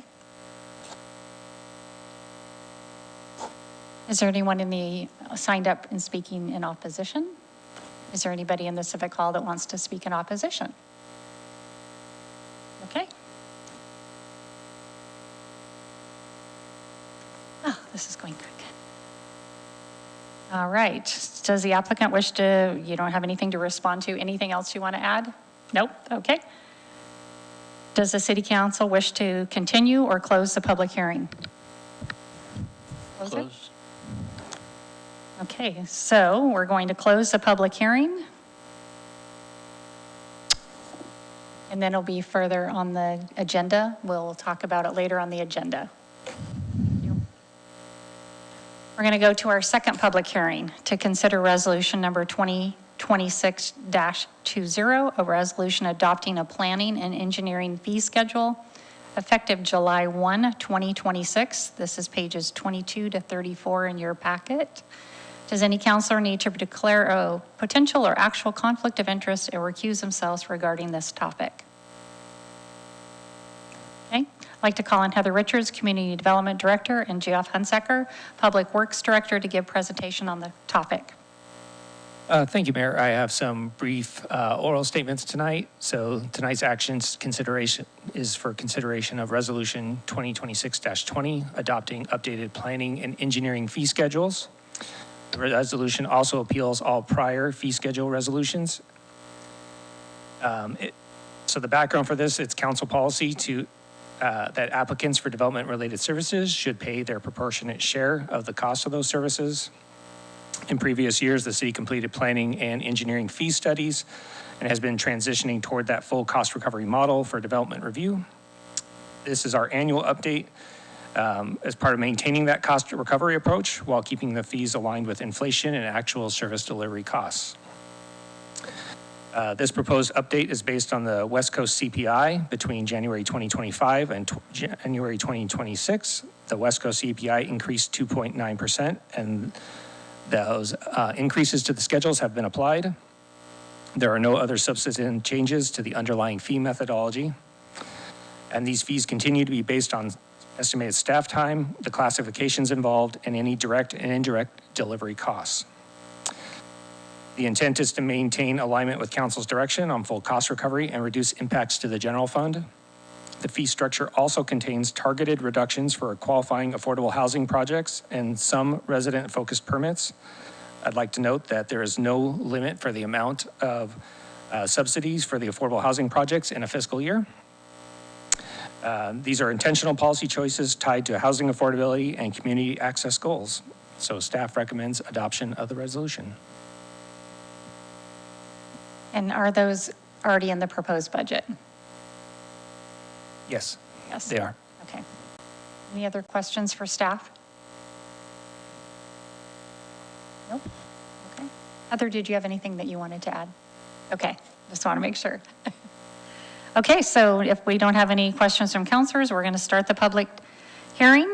We will now start. Each person testifying will be allotted 3 minutes for their testimony. We will start with people who have signed up in advance. Do we have anybody signed up in advance? We did not. Okay. Is there anybody in the Civic Hall that would like to speak? Okay.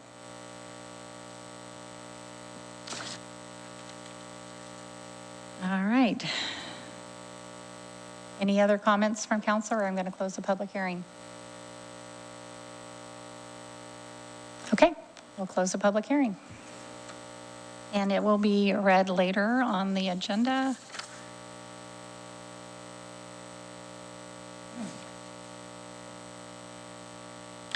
Okay, and then we're going to move to the consent agenda, pages 35 through 110 on your packet. Does any counselor wish to remove anything from the consent agenda? Item H. Counselor Benner would like to remove H from the consent agenda. Anything else?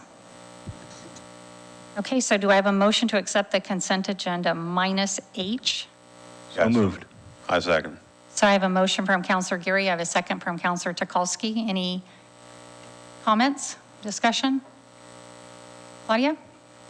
Counselor Chenoweth? Aye. Counselor Benner? Aye. Counselor Geary? Aye. Counselor Cunningham? Aye. Counselor Tukolsky? Aye. Council President Peralta? Yes. The consent agenda has passed with item H removed unanimously.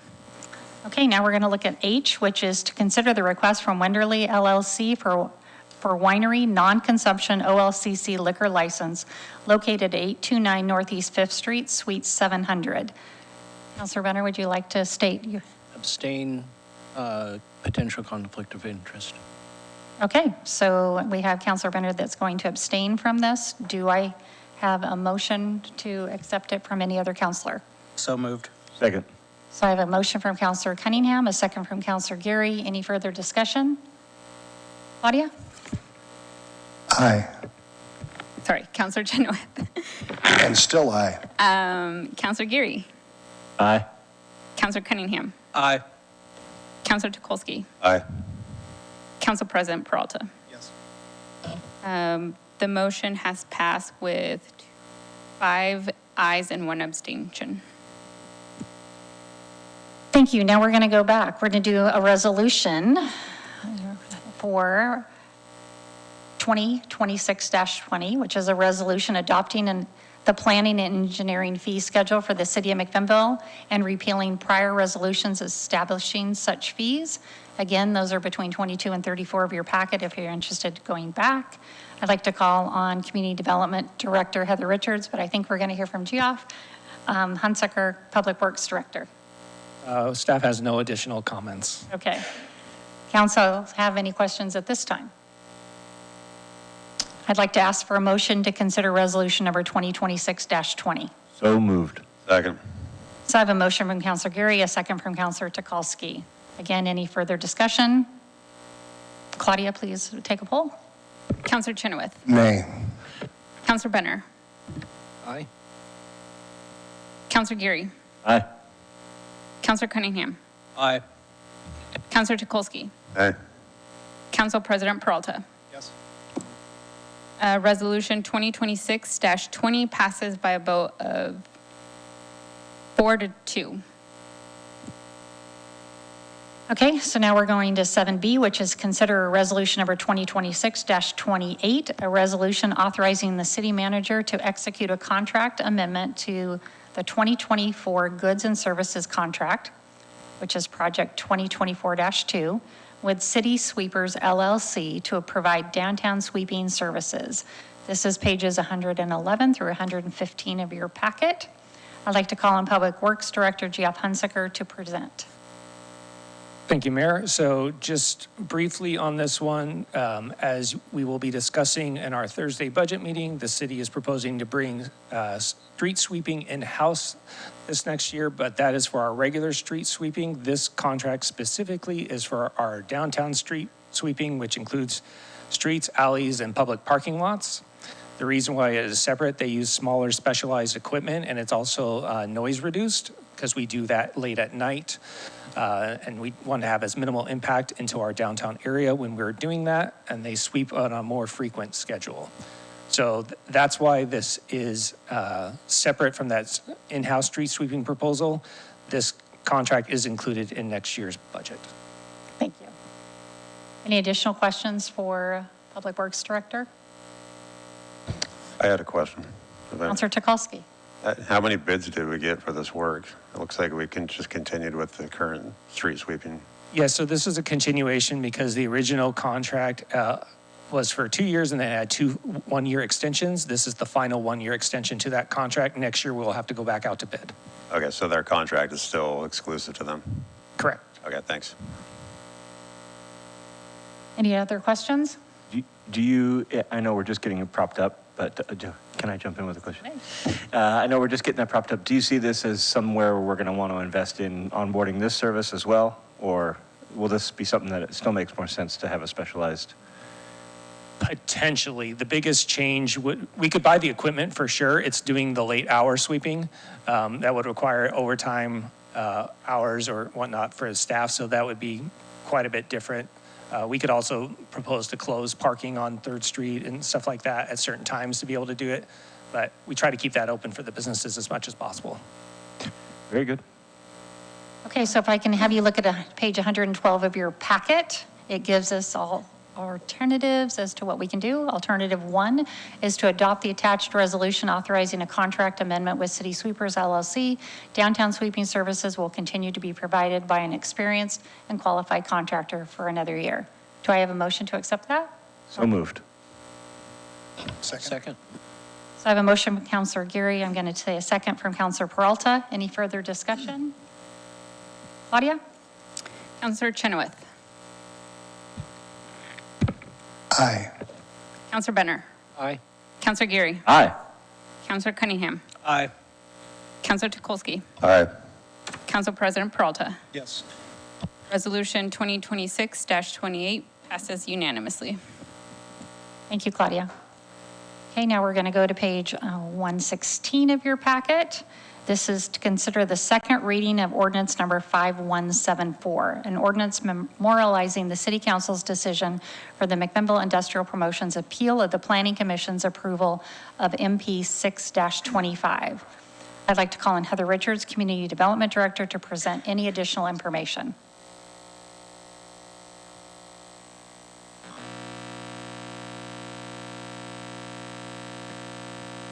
So Mayor and councilors, I won't be presenting any additional information as the record is closed, but I will be sharing with you what's in your packet tonight for you. This is, as we said, ordinance number 5174, which is an appeal by McMinnville Industrial Promotions of their minor partition decision, which is MP 6-25. So tonight's actions is the second reading of ordinance number 5174 with new findings as directed by the City Council at their meeting on April 8th, 2026. New findings essentially state that utilizing the plain language of subdivider, the City Council finds that 17.53.153 of the McMinnville Municipal Code entitled Improvement Requirements only applies to subdivisions. This by default means that it does not apply to minor partitions. You can find the new finding in the conclusionary findings of the decision document, which is Exhibit A to the ordinance on page 165 of your meeting packet.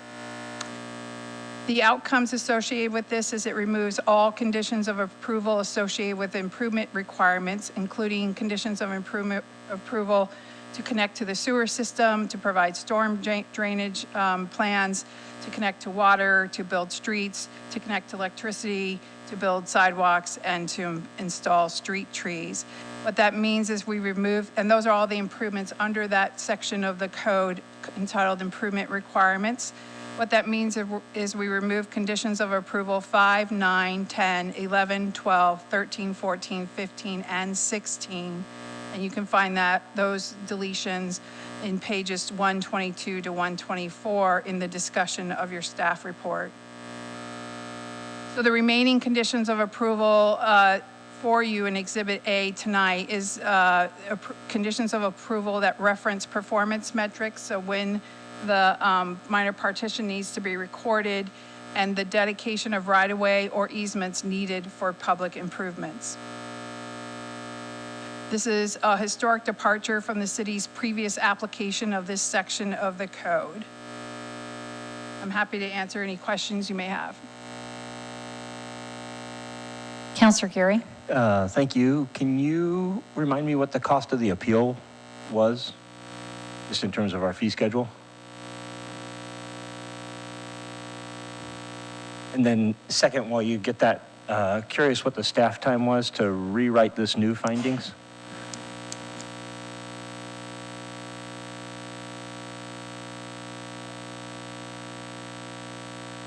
Excuse me. I do have in your fiscal impact of the staff report, the impact to the city in terms of costs for administering this appeal, which we approximate as $3,000 in legal fees, $500 in public noticing, and approximately 30 hours of staff time. The fee for the appeal in our fee schedule for McMinnville Industrial Promotions to apply for the appeal is $1,350. And that 30 hours includes to-date work, and this staff report included?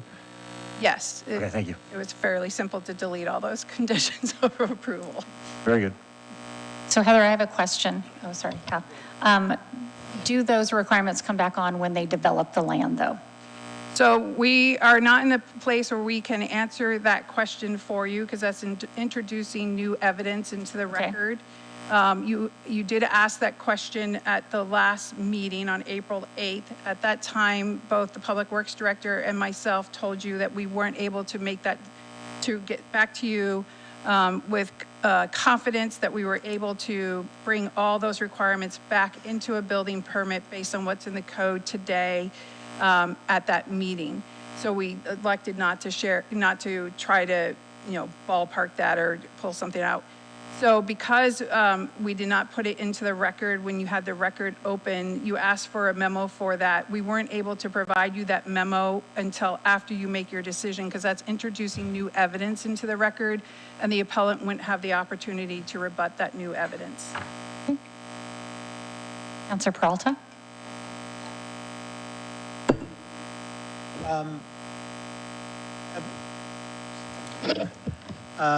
Director Richards, by removing all of these segments as it applies to this property, how does that affect other minor partitions that are coming before the city?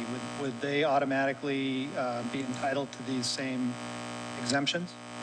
Yes, because you're creating a finding saying that section 17.53.153 does not apply to any land division other than a subdivision. And so by creating that policy decision as to how we're interpreting the code, that's how we'll interpret it moving forward. Thank you. Any further questions? I should say, legal counsel, Missy Ryan, is also on Zoom for us tonight if you have any legal questions for her. I have a procedural question. Can we ask questions of the attorney during our discussion portion of this? You may. I'm also bound to not provide new evidence, but as long as it's within those sideboards, okay. You may. I actually wanted to just ask for a point. Quickly a point, and sorry I didn't raise my hand soon enough, but if the council would not mind disclosing any ex parte communications that they may have had between the last hearing and this hearing, the ex parte prohibitions, do still apply. And so if there have been any, we just need to get those on the record. Has any and if there haven't been any, that's great. So has any counselor had any discussion in regards to this ordinance with the applicant or? I've had discussions with staff. Okay, and staff discussions are expressly carved out of the statute. So it's only really members of the public, the applicant, the people you see in the grocery store. Thank you. Okay, I don't see any. Okay, thank you. Now, did you have a question for? I will, but I have comment or when we open discussion. Okay, so we're going to go to City Attorney David Lightberg to read the ordinance by title only. Thank you, Mayor. First, I will point out that when we do a second reading that differs on its terms, we need to point out the way that it differs. Again, Director Richards pointed that out. Those are found in the changes in Exhibit A at page 165 of your documents. This is the second reading of ordinance number 5174, an ordinance memorializing the city's decision for the McMinnville Industrial Promotions Appeal of the Planning Commission's approval of MP 6-25. Any discussion? Do I have a motion? Okay, Councilor Peralta? Thank you. So I have a couple of comments. The first comment I'd like to make just relates to the process, and this is really almost as much for the paper and the community as it is for the board. But when we consider these ordinances, we have two votes, and the first vote is a vote to move the matter forward for adoption, and then the second vote is actually a vote for adoption. So I kind of think of it like the way the Senate votes on to move something to the floor, and then they vote on it on the floor. So voting for something on the first reading doesn't necessarily, at least from my perspective, signal support on the second reading. With regard to the ordinance itself, on its face, I think the plain language of subdivider in the context of real estate means exactly what the ordinance, the original staff report says it does. So I don't agree on its face with just that statement in the ordinance. I do believe the applicant has raised a valid concern about the ordinance as it relates to the timing of the placement of their sidewalks. In my view, the sidewalks and street trees should be required as a condition of future development or building permit or parcel frontage, but not required to be constructed prior to the final plat unless it's necessary for safety or connectivity or ADA access and things like that. That doesn't seem to be the case here. So I was prepared to support this ordinance to remove that requirement. But the ordinance actually goes far beyond that. Instead of just narrowly addressing the timing of sidewalks, this adopts the broad finding that our city code applies only to subdivisions and not minor partitions. And based on the staff memo and what Director Richards told us today, that interpretation removes conditions potentially requiring all the public improvements in that section, including streets, drainage, sewer, water, electrical systems, pedestrian ways, private drives, and street trees. That is much broader than is necessary to resolve this appeal. It will negatively impact the city's ability to require and secure public improvements for other minor partitions. And it certainly will cause long-term problems in requiring all of those improvements. So I think the council should reject the findings of this ordinance. My understanding, based on discussions of staff, is that the applicant has given us until only the 15th, so 3 days to sort this out. My preference would be to ask staff to come back with an alternate recommendation for changing the timing of the ordinance.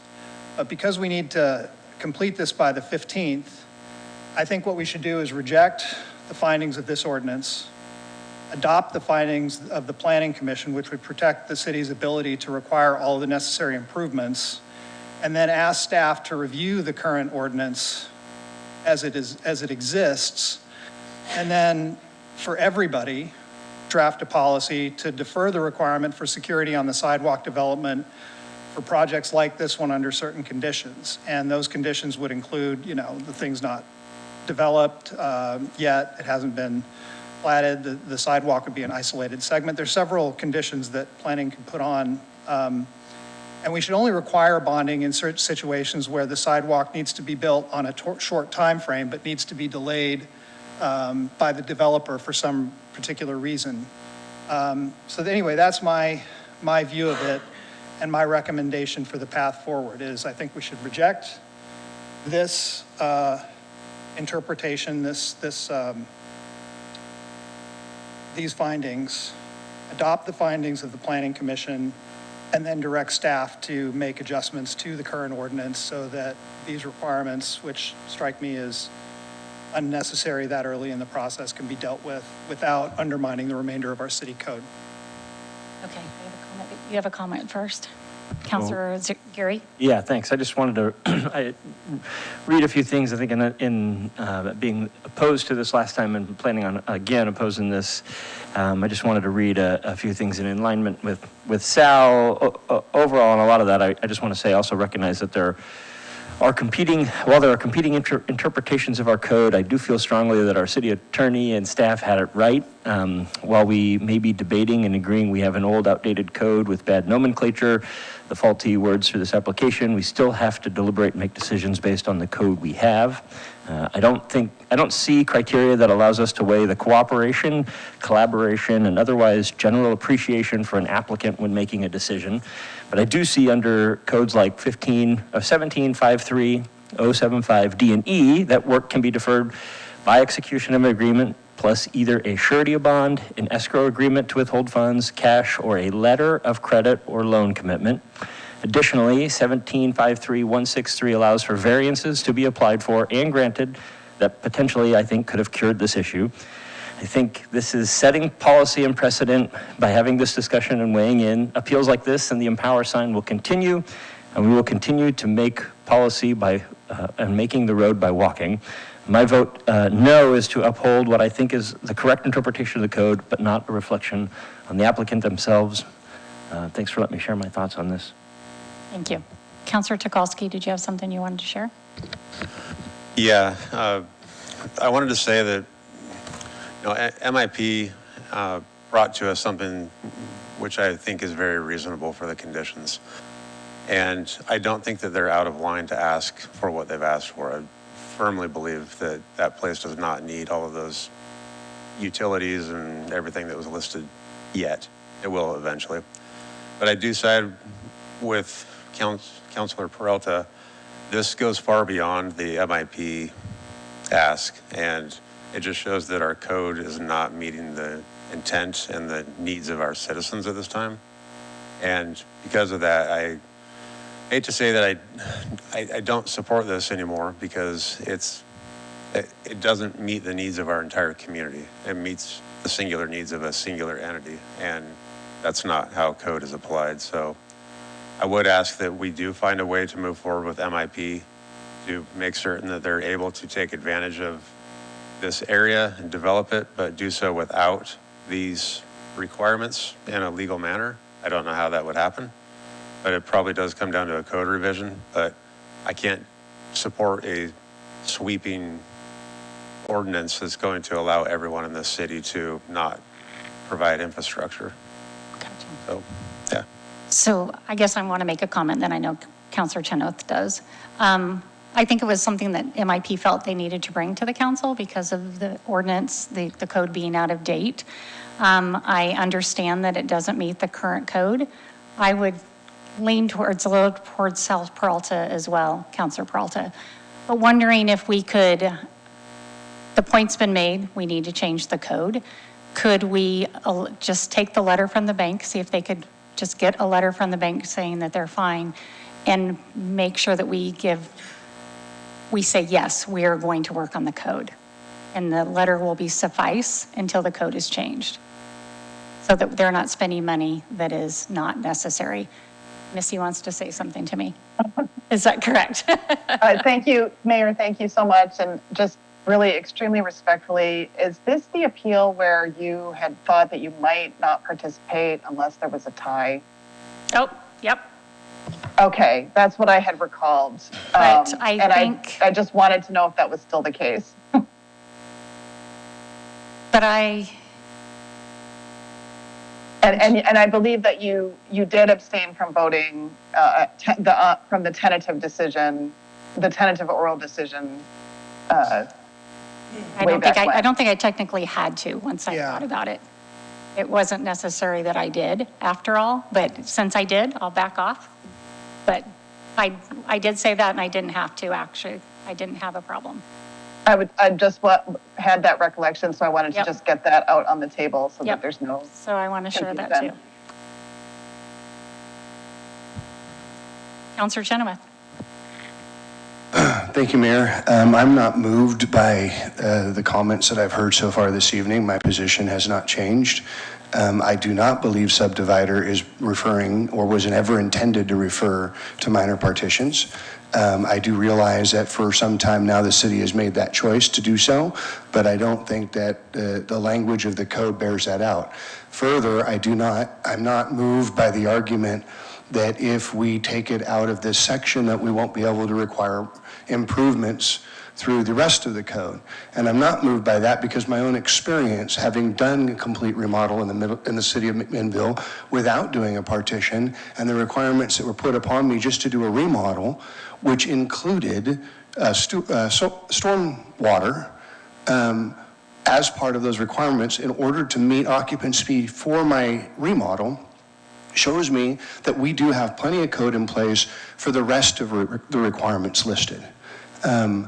So I'm just not moved on my position at all. I think the intent was that if it's on a minor partition, when they build a structure on your property, most of the rest of the codes come into place, or the requirements come into place.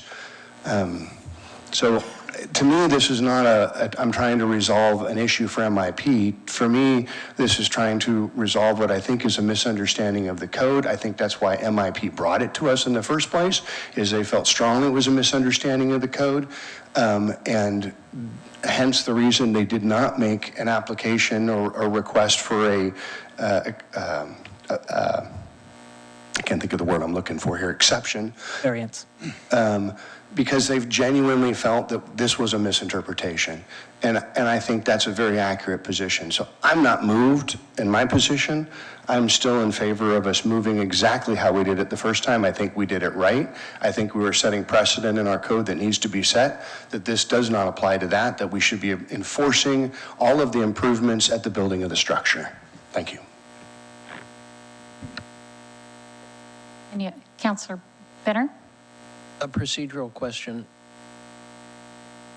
We have as I recall, there was a possibility of a variance and there was a possibility of a letter of credit. Both are driven by the applicant. How do we push in that direction if we can't legislate that? We can't vote for that, right?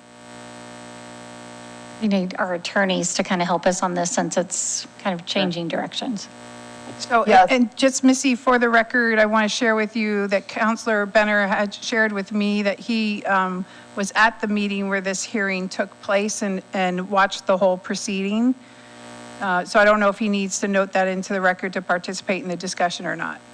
Well, thank you. That's just what I was going to start by asking Councilor Benner, which is you can participate in the decision if you have reviewed the record, and which includes watching the hearing video. It was live. Oh, live. That's right. Great. And so you have reviewed the records as it came to the city council. Yes. Is that correct? Okay. And so for the second question, the way that the code is written to work, it's an automatic provision. It springs into place if an applicant who has a minor petition approved would like to defer construction of those improvements. It's not something that needs to be a condition of approval because that procedure is embedded into the code already.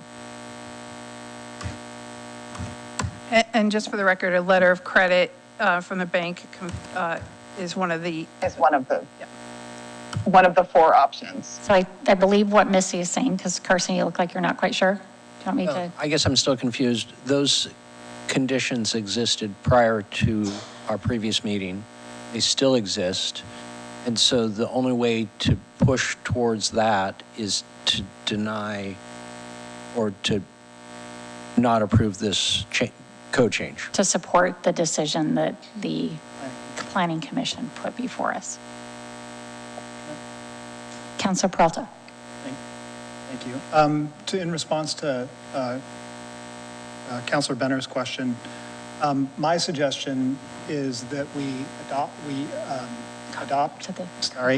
my suggestion is that we adopt the findings of the Planning Commission, which would be essentially rejecting the findings from the last city council meeting, and then direct staff to come back with changes to the code along the lines of what I suggested, which is to not require surety for, the street trees and the sidewalks under certain conditions, one of which being when something is at this early stage of development. And so I think that is our clearest path forward, given the fact that we have a timeline of the 15th to complete this work. So I guess I would concur with Councilor Peralta in that I'm not excited about changing the code for a single applicant, no matter how valid their concerns are. Clearly, that plot does not need sidewalks. I think everyone agrees on that. Not at this time. Okay. But I don't want to alter the code permanently that would have unknown repercussions. Thank you. So just when we're not done. To give you a path forward for tonight, from what I've heard, is if what the majority of you have stated you're looking to do, the path forward would be to let the second reading with the city council variance fail, and then come back and make a motion directly following that for ordinance 5174 to uphold the planning commission's conditions, which would get you to the letter or the bond as a path forward for MIP, the letter from the bank. Procedural question? I'm just going to clarify some language there. So it would be Exhibit A in tonight's packet is the one that creates the finding of removing improvement requirements from minor partitions. You can let that fail and then move forward with ordinance number 5174. The ordinance is written in such a way that it's the exhibit that is the important piece of this discussion. And the Exhibit A would be the Exhibit A that you got at the April 8th meeting, which is the Planning Commission decision document. So I just want to make sure I heard what I heard. So you said reject ordinance 5174 with Exhibit A From tonight's meeting packet. from tonight's meeting packet, and then adopt 5174 with the findings of the Planning Commission. With Exhibit A that was in the April 8th meeting packet. So it's in the record. I'm going to defer to Missy if I have that wrong, but that's correct. Yeah. Okay, oh, it's, The important piece there, Sal, is that you reference Exhibit A from the April 8th council meeting in your second motion. and then at the time that I do or at the time that the council does, say, alternative 3, can we also then add in the directing staff to make changes, or would that be outside of the context of that motion? Missy, do you want to speak to that? You know, it would require a slight rewrite of the ordinance. And so the best path probably forward would be to essentially at the next opportunity, immediately after this hearing, direct staff to move forward with code amendments. And I did hear the makings of a very excellent code amendment in Council President Peralta's initial statement. And it's in the record from the April 8th meeting that staff suggested that and also reached out to MIP to see if they wanted to be part of that discussion in terms of the code amendments proposed. Okay, not yet, so.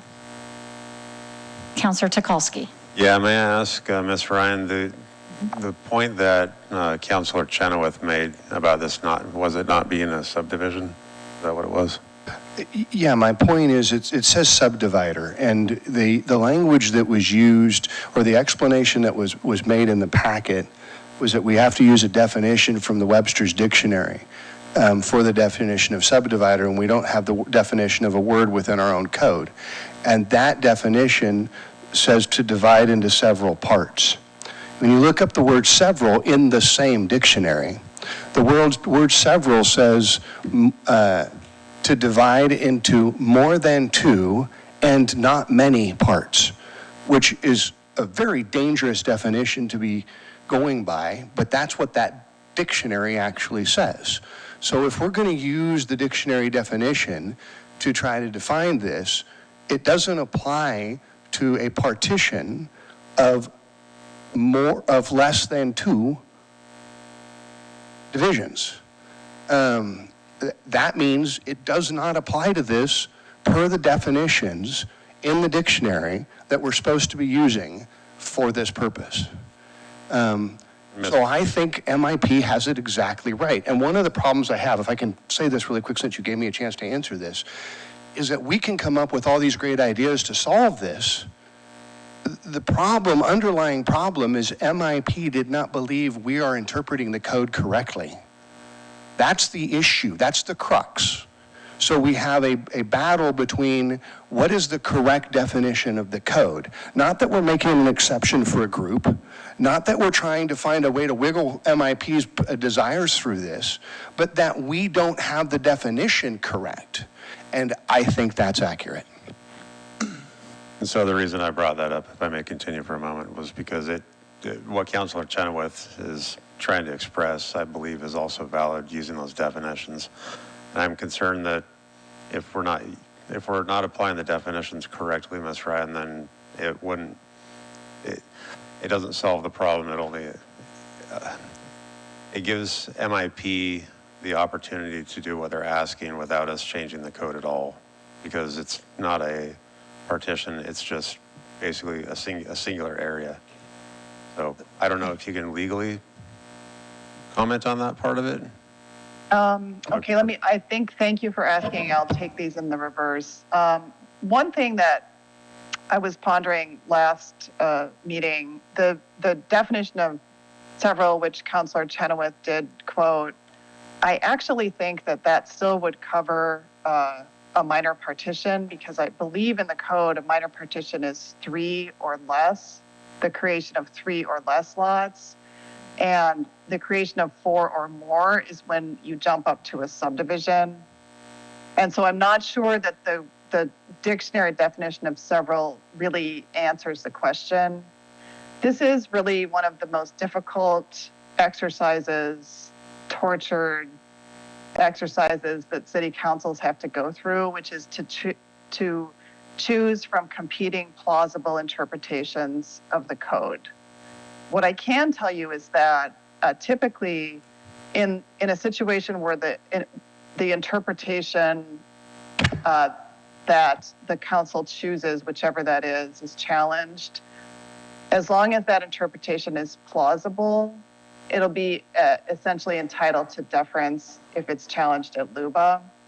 And I think it's really up to each councilor to decide whether the interpretation that was set out in detail in the Planning Commission findings is the better interpretation, or if the interpretation proposed by MIP, as very well articulated by Council Chenoweth, also, which is the better interpretation, which is more consistent with what the city council that adopted this code provision intended. And I believe the Planning Commission's interpretation looked at the structure of the code for context in how to interpret this provision. And if I could paraphrase it, the MIP interpretation is really looking at the only this particular code provision and the use of the word subdivider. And so it's just two different ways of interpreting it. I hope that was helpful. Yeah, it was helpful. Thank you for that. And Yeah. because of that, it does also make, I hate to say the word waffle, but I'm going back and forth because of it. Mm-hmm. Councilor Peralta? Thank you, Mayor. Missy, the city code that McMinnville has in this area, is there anything particularly novel about it, like in terms of how this city is using the term subdivide to apply to minor partitions? Is that particularly unusual? Is it fairly common to use the language in this way? It's not atypical, and as codes evolve over time, language does tend to get loose and less precise, is how I would characterize it. There's much imprecision that is built into every city's code. So my concern, that being the case, is the harm this will create for dealing with other applicants. Because if we accept what I think is a fairly novel interpretation of the word subdivide as it applies to real estate, then we're in a situation where we'll be not in a position to apply any of these conditions, or we can't be certain that we can apply these conditions to other minor partitions, notwithstanding Councilor Chenoweth's personal experience that he believes is to the contrary. We've had testimony from our staff that has said that they can't tell us if they're going to be able to address streets, drainage, sewer, water, electrical systems, pedestrian, private drives, and street trees. And so the real question is, from my perspective is, how much harm are we going to cause by accommodating this one applicant when the resolution for the applicant is fairly straightforward? They can get a letter from the bank, and they can wait for the city to come back and adjust this code, which we've already signaled a very clear intent to do. So I would like to, unless there's further discussion, I would like to call the question for this ordinance. I had one further question, if I may. Counselor Tukalski? I'm looking at our general definitions in the McMinnville Code 17.06.05, and it uses it defines the term subdivided land. To divide an area or tract of land into 4 or more lots within a calendar year when such area or tract of land exists as a unit or contiguous unit of land under a single ownership at the beginning of such year. So this is a partition of a singular item rather than a subdivision of 4 or more lots, according to 17.06.015. That's how I read it.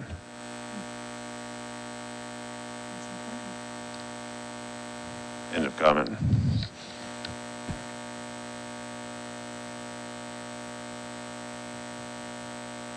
Missy, do you want to weigh in on that?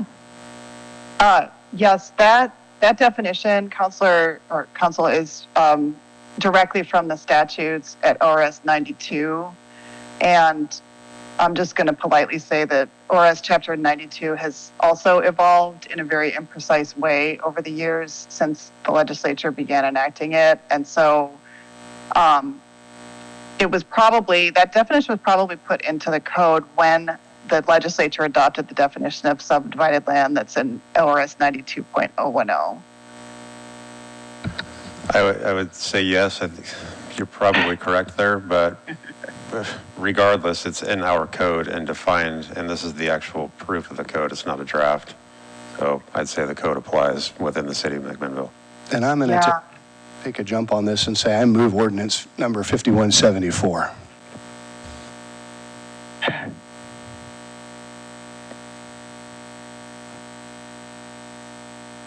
For the second reading, same.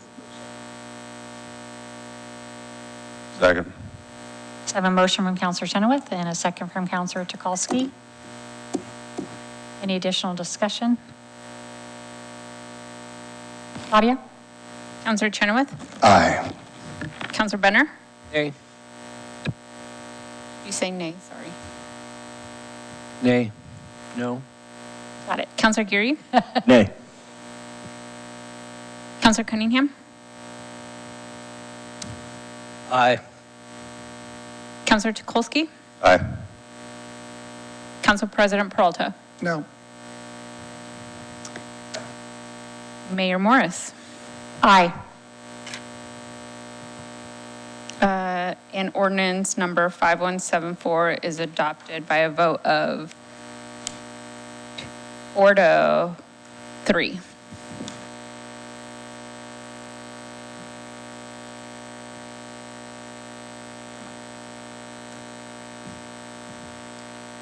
Okay, let's move on.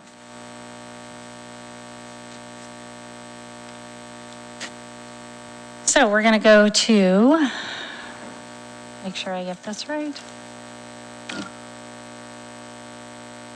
Empower. Ordinance memorializing the City Council's decision for the Empower appeal of the Planning Commission's denial of SE 1-25. That's pages 173 through 210 of the packet. Call on Heather Richards, Community Development Director, to present any additional information. Yeah, so Mayor, I don't have a presentation for this because you, at the meeting that you had on the 28th of April, you did not direct city staff to change the findings that was presented to you from the Planning Commission. This is an appeal of the Planning Commission decision for exceptions to our sign standards for a sign that Empower has applied for. It was denied by the Planning Commission based on findings that it was a video sign and did not meet the test for economic hardship of not being able to use it as a video sign. And then they also had findings that if it was defined as not a video sign, but just an electronic changeable copy sign, it still did not meet the test for the hardship and community standards. So what's presented to you tonight for ordinance number 5175, Exhibit A, contains the Planning Commission's decision.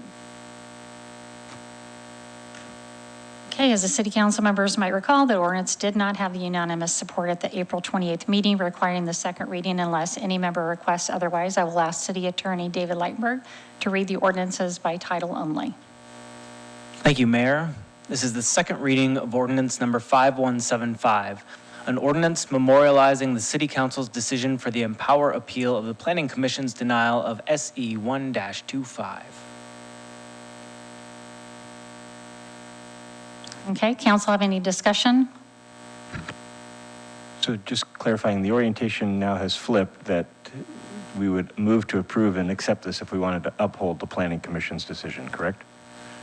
Yes, Exhibit A to this ordinance is the Planning Commission decision. Thank you.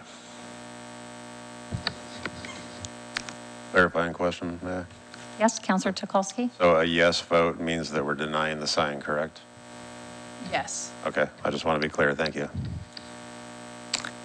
That's opposite of last time. All right, do I have any other discussion, questions? Do I have a motion?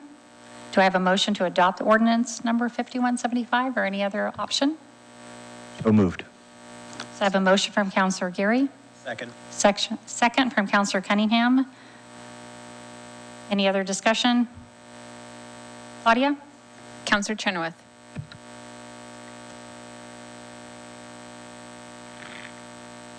I hate the sign ordinance, but I will concur. Aye. Counselor Benner. Aye. Counselor Geary. Aye.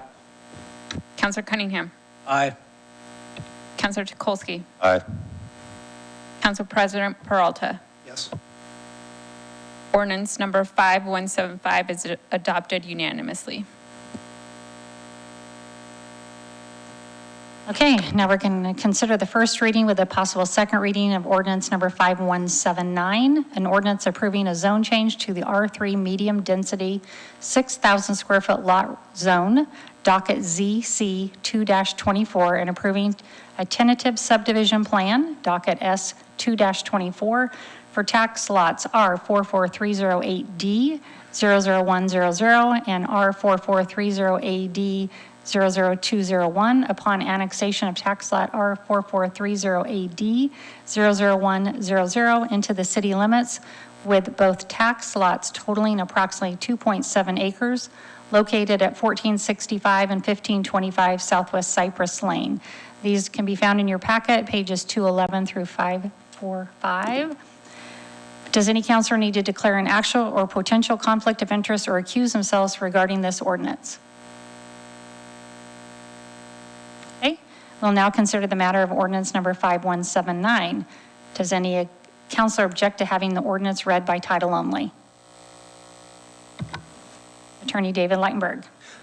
Thank you, Mayor.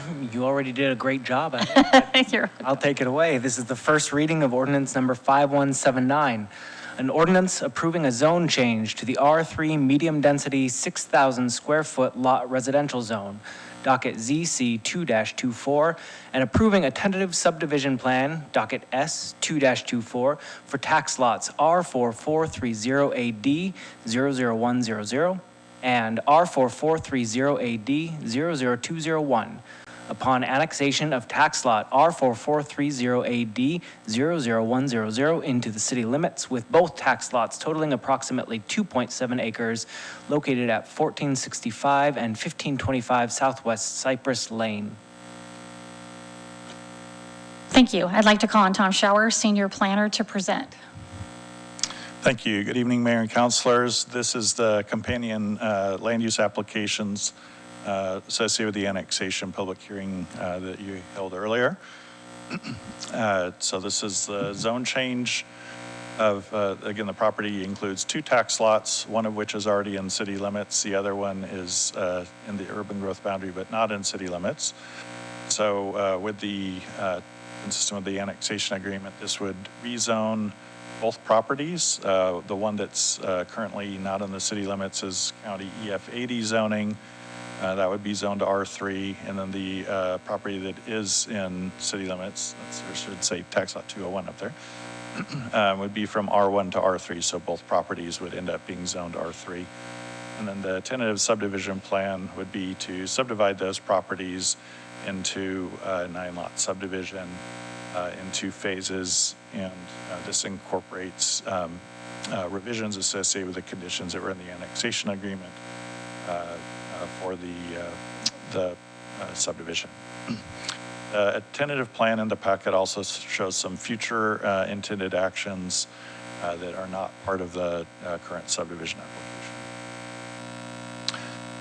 So this property is located off Cypress Lane. It includes the long horizontal property to the north. That's the one that would be annexed. And then the subject property south of that. There is a small piece of right-of-way that was dedicated as part of a intended future cul-de-sac at one point in time. The conditions of approval provide that that would be vacated, and then when the subdivision occurs and is extended south in phase 2, cul-de-sac bulb would be dedicated at that time at the correct location. As you can see, the property at the south end that shows a little bit broader view. Much of the testimony that was received was regarding access to and from the subject property off of Emily Drive, which extends up north to Alexandria there. So some of the testimony was regarding the limited access to the property. And again, some of the conditions of approval required, it's timely, required second access both for pedestrians and bicycles between the end of Emily Drive and Cypress Lane. And then the applicant is also proposing what would be a private alley that would also provide a physical access, although it's not intended as a public street for general use. It would provide a secondary access that would be available in the event of an emergency too. The zoning, as noted before, is shown both the current zoning and the proposed zoning above. Property to the north is currently zoned R3, so this would extend that south.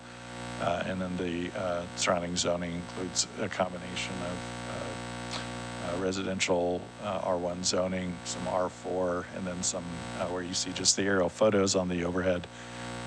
Those are pockets of county unincorporated zone lane. The tentative subdivision plan, this is the, as it was modified through the land use process and incorporated some of the conditions of approval from the annexation agreement that include, again, the private alley, the bike pedestrian easement running between Emily Drive and Cypress Lane, the cul-de-sac extended south in phase 2, and then an access and utilities easement extending west to access property located just west of this that's not owned by the applicant, that's somewhat landlocked due to existing development in floodplain, so that there would be some development potential that would provide access for that.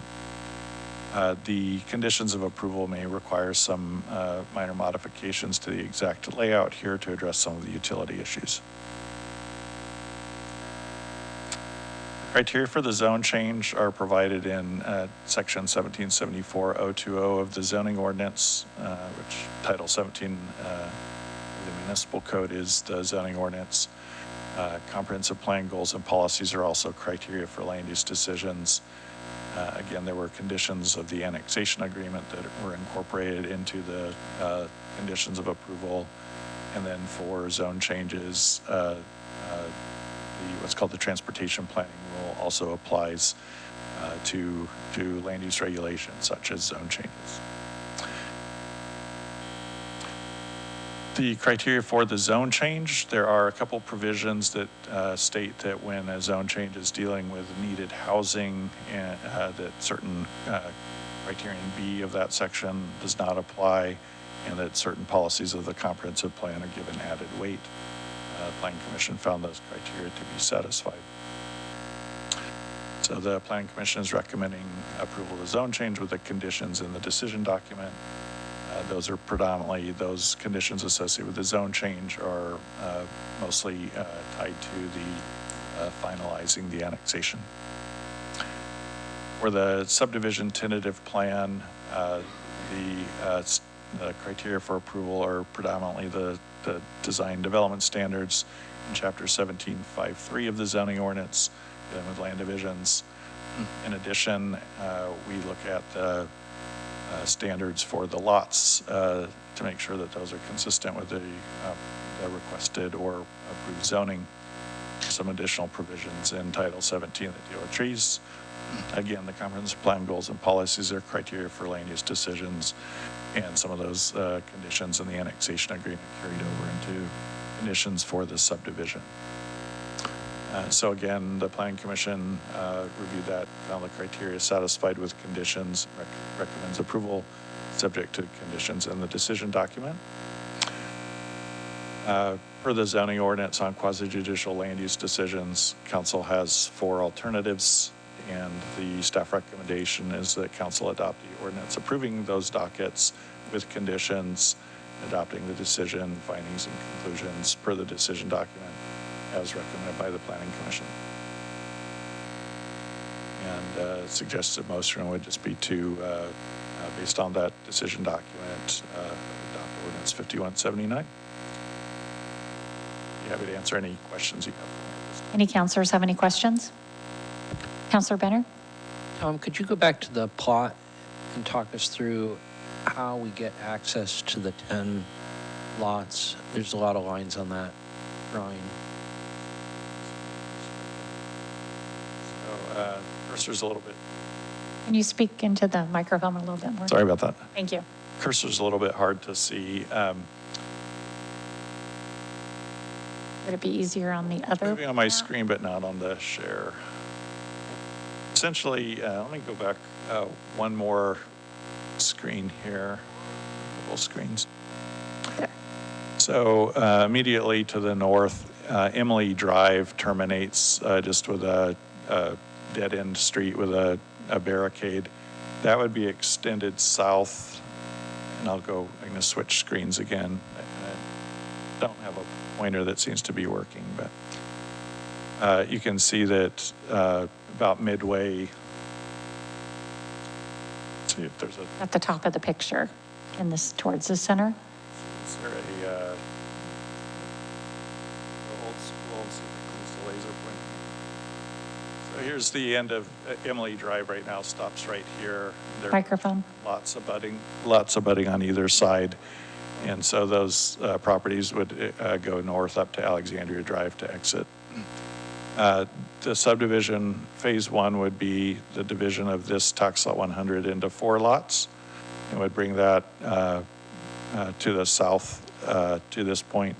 Phase 2 would extend that down into a cul-de-sac. So this dead end would now have a cul-de-sac bulb at the south end that would allow you to exit to the north. In addition, this would be a private alleyway that would serve lots that abut it. Lot 1 currently has a driveway that accesses to Cypress. That would continue to do so. There's an existing home there that would be retained. Lot 7, as it's now numbered, is the other existing home that would be retained that has access to Cypress. The lots abutting the private alley would take access off that alley and then would be able to go either to Emily or to Cypress. And then the other remaining lots would have access to Emily as well. The existing homes that are to the west now currently have a private easement that accesses across this property to Cypress, generally comes up and runs along where the private alley is indicated. Those would then have access to the new public street. And then finally, the property that's over to the west that's separately owned would have an easement for when they develop. The condition for the annexation agreement was to accommodate at least 2 lots that would be via an access easement, utility easement, also to Emily. Thank you. Any other questions for staff?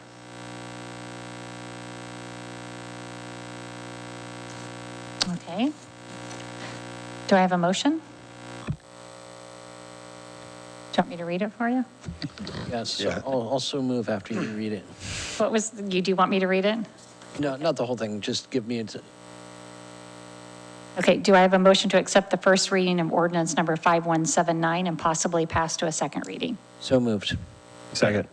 So I have a motion from Counselor Benner and a second from Counselor Tukalski. Any further discussion? Claudia? Counselor Chenoweth? Aye. Counselor Benner? Aye.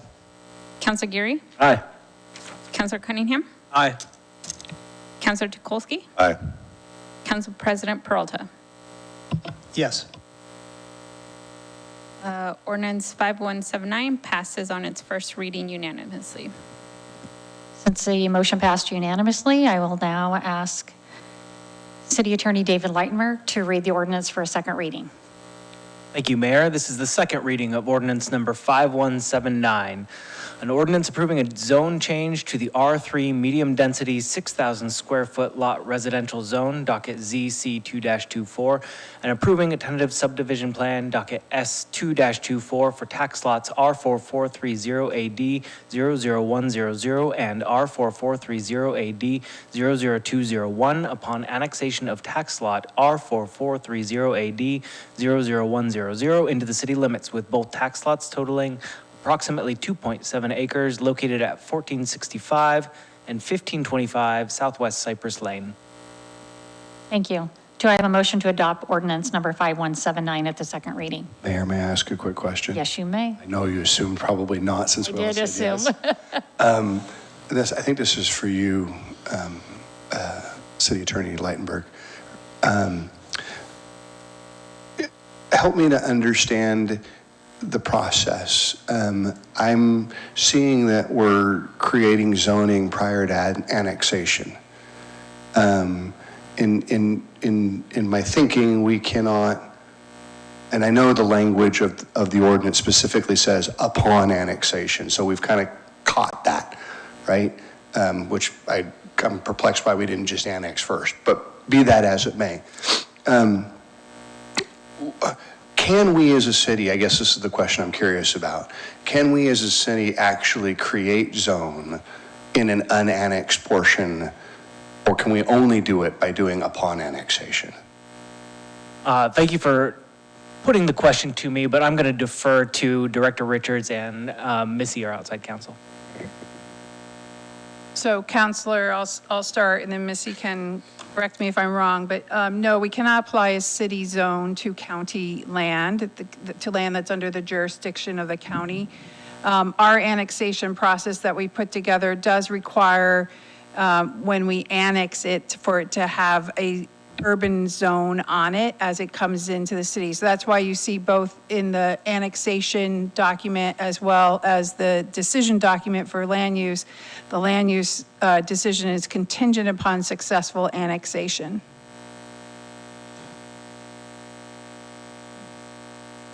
Yes, I don't have anything to add except that when land is in the UGB, then there is often a city holding zone or a predetermined zone that is going to be applied when it is annexed.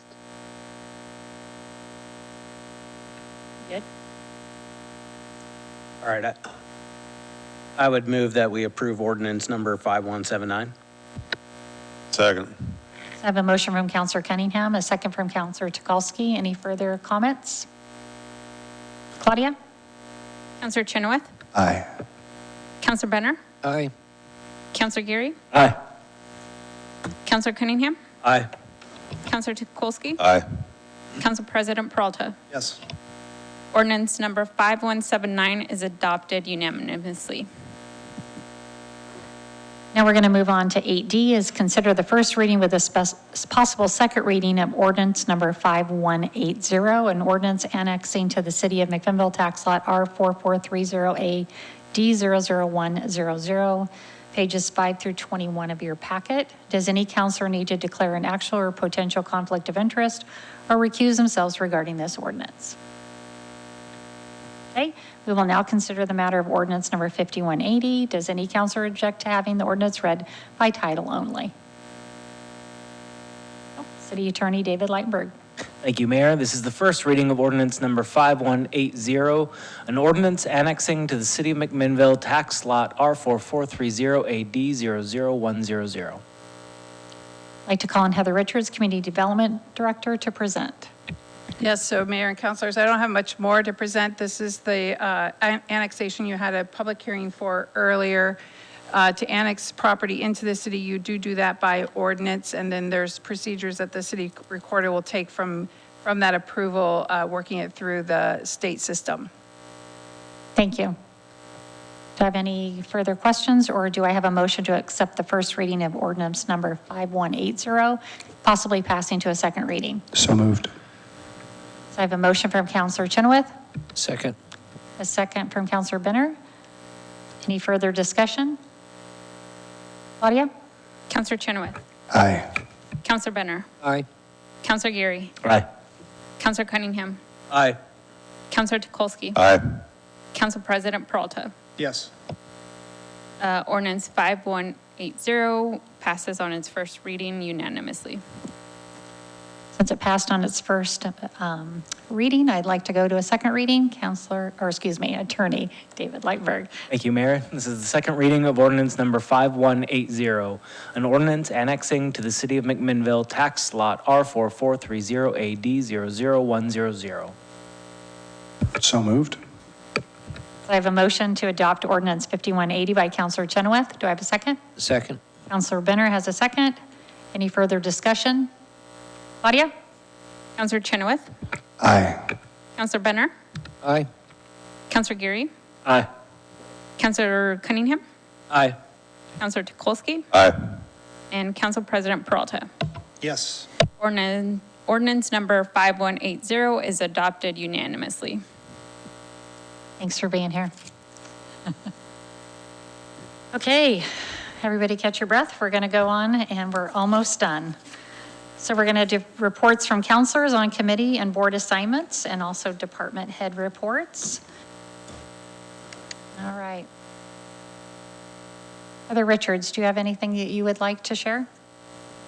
I don't have anything additional to share than the work we've brought to you tonight, but one thing to just let you know, our natural resources program, if you recall, our long-range work program had several things we were trying to get done by the end of the second quarter, or mostly by the end of the first quarter. We've succeeded in all of that except for our natural resources program. We did get a communication from DLCD after reviewing some of the code provisions, proposed code provisions of amendments that they'd like to see us make. So we're working with them on that right now. And that will come to you in July 14th will be the final for that. It did go through Planning Commission already, and it's not substantive, but the changes that are being made, but we do want to sort of refine the work a little bit. Great. Thank you for that. Chief Wood. The YCOM Budget Committee met this afternoon. They passed on a recommendation to the executive board that they will vote on at their next meeting. I believe it's next week. And then the only other thing I have to share is on Saturday, the PD held 6 interviews for police officer applicants. We found 2 that we have moved to background, and we have a third that we have a pending chief's interview coming up with. We were only able to interview him online on Saturday, so we'll get him here in person for his second round of interviews. Great. HR Director Vicki Hedges. Only update I have tonight is that we are moving forward 3 applicants for the Parks and Rec Director position, and the meet and greet will be held on May 22nd. You all should have received an invite in your email this evening. Thank you. Public Works Director David Hunsaker. Just real quick. I call you forgot to David mention- instead of Geoff. Sorry. All right. David's a good-looking guy. Well, it's all good. Sorry. He's always wearing his suits and, no, sorry. So Court forgot to mention this, but we received delivery of our Meridian barriers today. So those will be deployed Friday for the UFO Fest. So you'll see those out there. And also I'm going to try my luck a little bit and do this a little informally, but we are currently putting together the PAC for the Transportation System Plan. We need 2 city councilors. I'm kind of hoping just 2 of you raise your hand and then this is just done, but I'm already We already have seeing them more than assigned. 2, so it looks like we're going to have You to wanted to do, be on it. Did you? We're going to have to go through a different process, because I already saw 3 hands go up, so we're going to have to figure out a way to how we're going to select only 2. No. Counselor Gary is going to be on it because he asked from the very beginning. And, yeah. Is that Counselor Cunningham? Who was the other one? Carson. Okay. So, yeah, that's fine. You're Carson Benner and Zach Gary. Oh, man, my luck is holding. I'm not going to ask anything else. Okay, IT, Scott Burke. Thanks, Mayor and Council. We're just doing a lot of planning and prep work. We're trying to knock off a firewall replacement before the end of the year, doing a lot of planning for an upcoming phone replacement, phone system, both of which we'll talk to you more about at our budget report. I think on Monday, unless we really go at warp speed on Thursday, but more to come. Thank you. Claudia Cisneros, City Recorder. Yes, now that the annexation process passed, I will be pivoting some of my work so I can get that done. It is a short timeline, so gotta move fast on that one. But as well, I am working on the November 3rd general election packets. The first date of file candidate filing is June 3rd, so I'm hoping to get the packet out on our city website by mid next week. But yes, more to come on that. Thank you. Katie Henry, Finance Director. So first of all, for court, I had happy news that our implementation was starting. We had got someone assigned. Well, now we're waiting to be scheduled. So apparently having someone assigned to us doesn't mean that we're on their schedule yet. It just means we have a name. So it is back sort of on the back burner while we're waiting to get the next step. So that has not moved forward like we had hoped. And then in finance, it's just budget, and all things budget. Thank you. City Manager Adam Garvin. Thank you, Mayor. Been a busy couple weeks, continuing to work on Park and Rec stuff with the team around that to have something back to you guys on June 23rd. And then and worked with staff on a gymnastics programming piece and how that would look in a new facility and the space requirements for that. So we'll fold that into the discussion, as well as engaged on some rock climbing stuff as well that multiple counselors have asked me about in one-on-ones. And then attended the all-city lunch last week that we gave out years of service awards. We had a few 25 years of service, as well as we had Steve Ganser, who's finishing up 31 years and will be retiring at the end of June.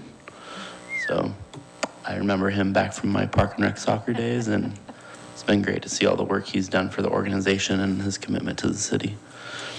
At McMinnville 150 planning, attended that, and we have a logo for that. Attended the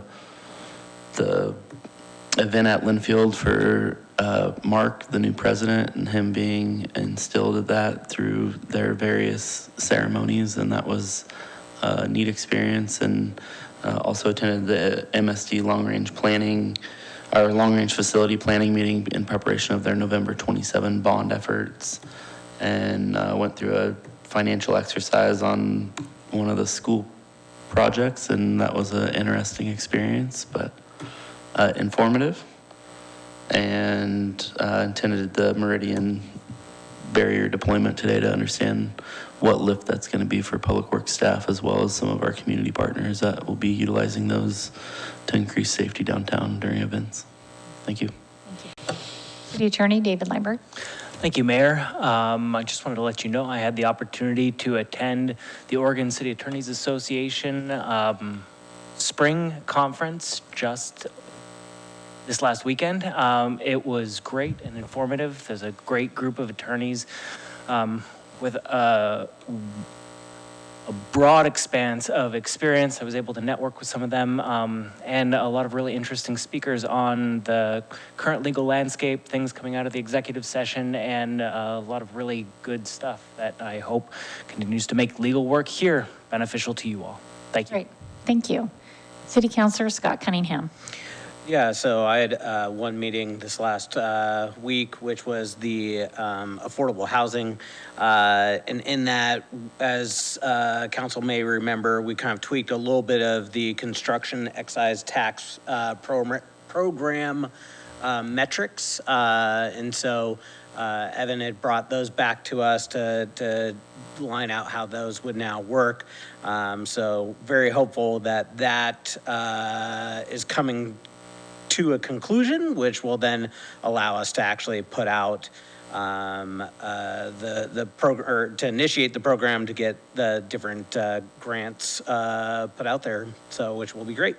In the name of grants, we had a couple updates on grants as well. DLCD for the next fiscal year housing grant opportunity.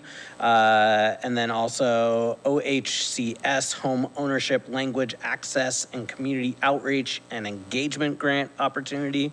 And then finally, Evan brought it to our attention that we probably last year we created the severe rent burden meeting at kind of the last portion of the year. We definitely feel like we are going to be listed again as a severe rent burdened community. And so we are already starting to plan a bigger meeting with a bit more outreach, and it might actually end up being 2 different meetings so that we can include our Spanish speakers in a better way than we did this last time. Followed up with a bunch of updates from our partners out there in the community. Council President Peralta. Thank you, Mayor. I don't have a report from last meeting to this, but I would like to offer an advice item, which is that I think we should ask, in light of the decision on Ordinance 5174, I think we should request city staff to review the current minor subdivision policy to determine that whether or not we can achieve all of the necessary things that are in the current code in light of those changes, and come back with recommendations on amendments to the code to that effect. Thank you. Do you have anything else? Okay, thank you so much. My report, I was able to sneak away for a personal vacation, so my list isn't quite as long. Water and Light Commissioner interviews, I attended those with 2 other a member of the Water and Light Commission and General Manager John Dietz, and we appointed Andrew Anderson tonight. Yamhill County Economic Alliance, where we discussed opportunity zones that can be applied that are for the county as well as for the city. I also attended the city's 150th birthday committee meeting. I joined Adam at the all-city luncheon on the 7th. On Friday, Mayor Malcolmson, who's the mayor of Lafayette, her and I were at the assembly at the McMinnville Adventist School, where we got to answer all kinds of questions from their students. Because the winner of the McMinnville Elementary If I Were Mayor attended McMinnville Adventist School, and we hosted a pizza party for that class. It was a lot of fun. I'd like to thank Noelle Amaya, our communications manager, who got the pizza together and attended it with me as well. So I appreciate all she's done for the If I Were Mayor program. We have now handed out all the prizes for that. On Friday, I also attended the inauguration ceremony of Linfield University President Mark Lagan. I was honored to be able to say a few words on behalf of the city during the messages to the president portion of the ceremony. It was a pleasure to be there, a real honor. Yesterday, I met with County Commissioner Kit Johnston for our monthly meetup. We also discussed opportunity zones and talked about the questions of a committee that I am considering being a part of, which is Local Public Safety Coordinating Council. I also had my monthly meeting with monthly meeting with Superintendent Courtney Ferrua, where we talked about safety, attendance, code compliance, and community engagement. Councilor Gary. Thank you. Met with MURAC. Only thing really on the agenda was a facade improvement grant for the Piquette Hotel, which was awarded. There's also an opening on the MURAC committee. I don't know when that closes, but I believe it's currently open still. I'm getting a nod. It's currently open May 31. until May 31, and it's the citizen at large position, so pretty open there. I also attended the city luncheon. I also attended the MSD Long Range Facility Planning event.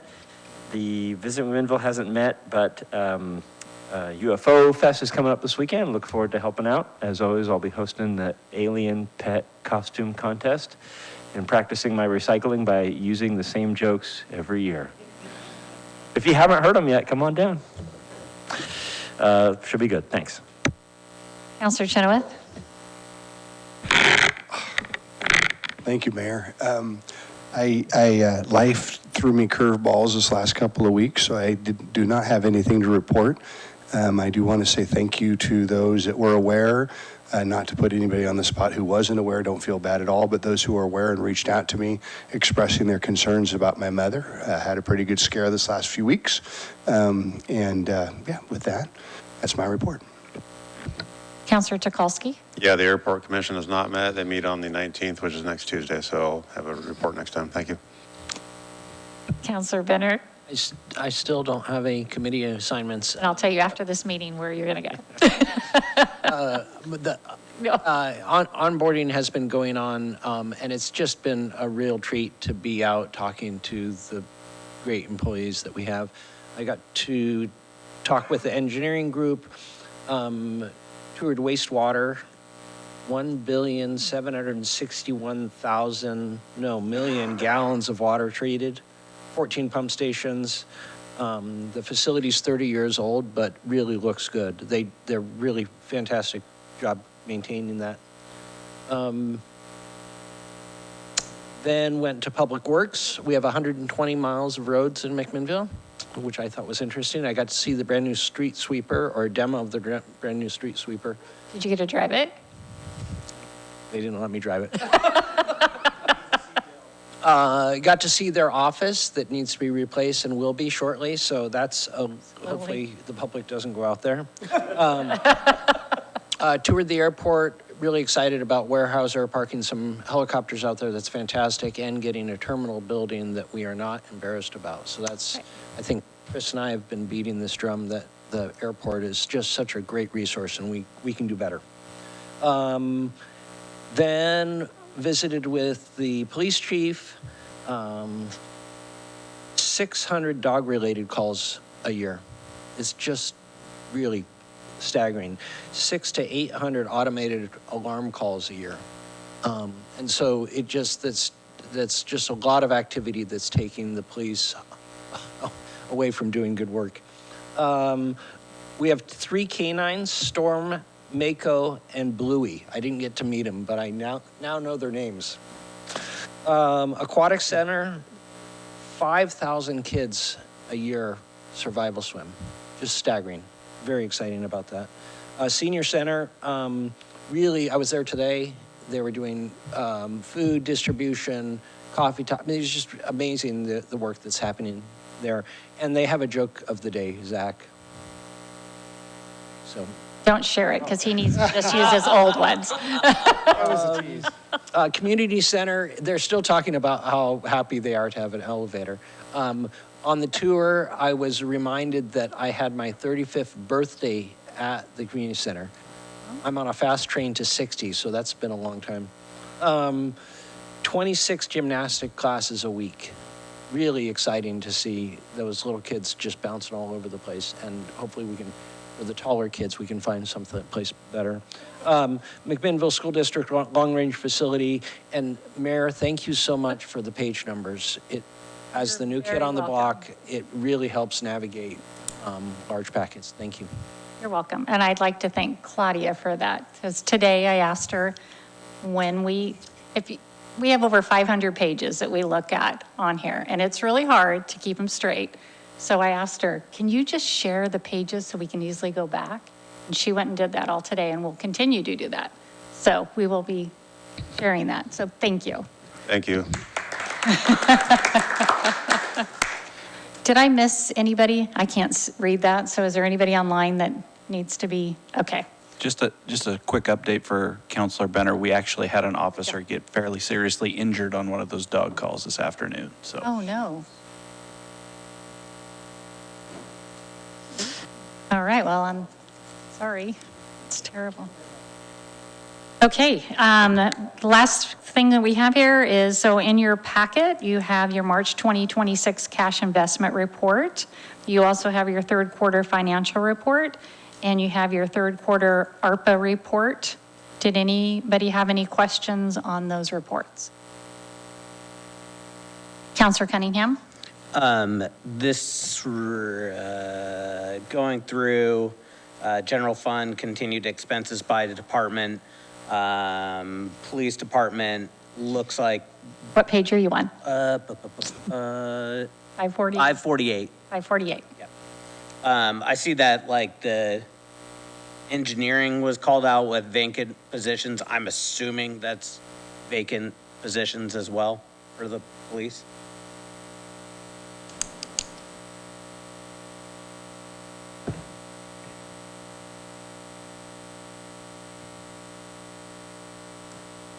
Oh, for the 67%, you're correct. I did not grab that. Yes, they're getting close to having them filled at the end of the year, but they've been vacant for the first part of the year. All right, any other questions? All right, I'm going to adjourn the meeting at 8:43 PM. Thank you, everybody that came and stayed.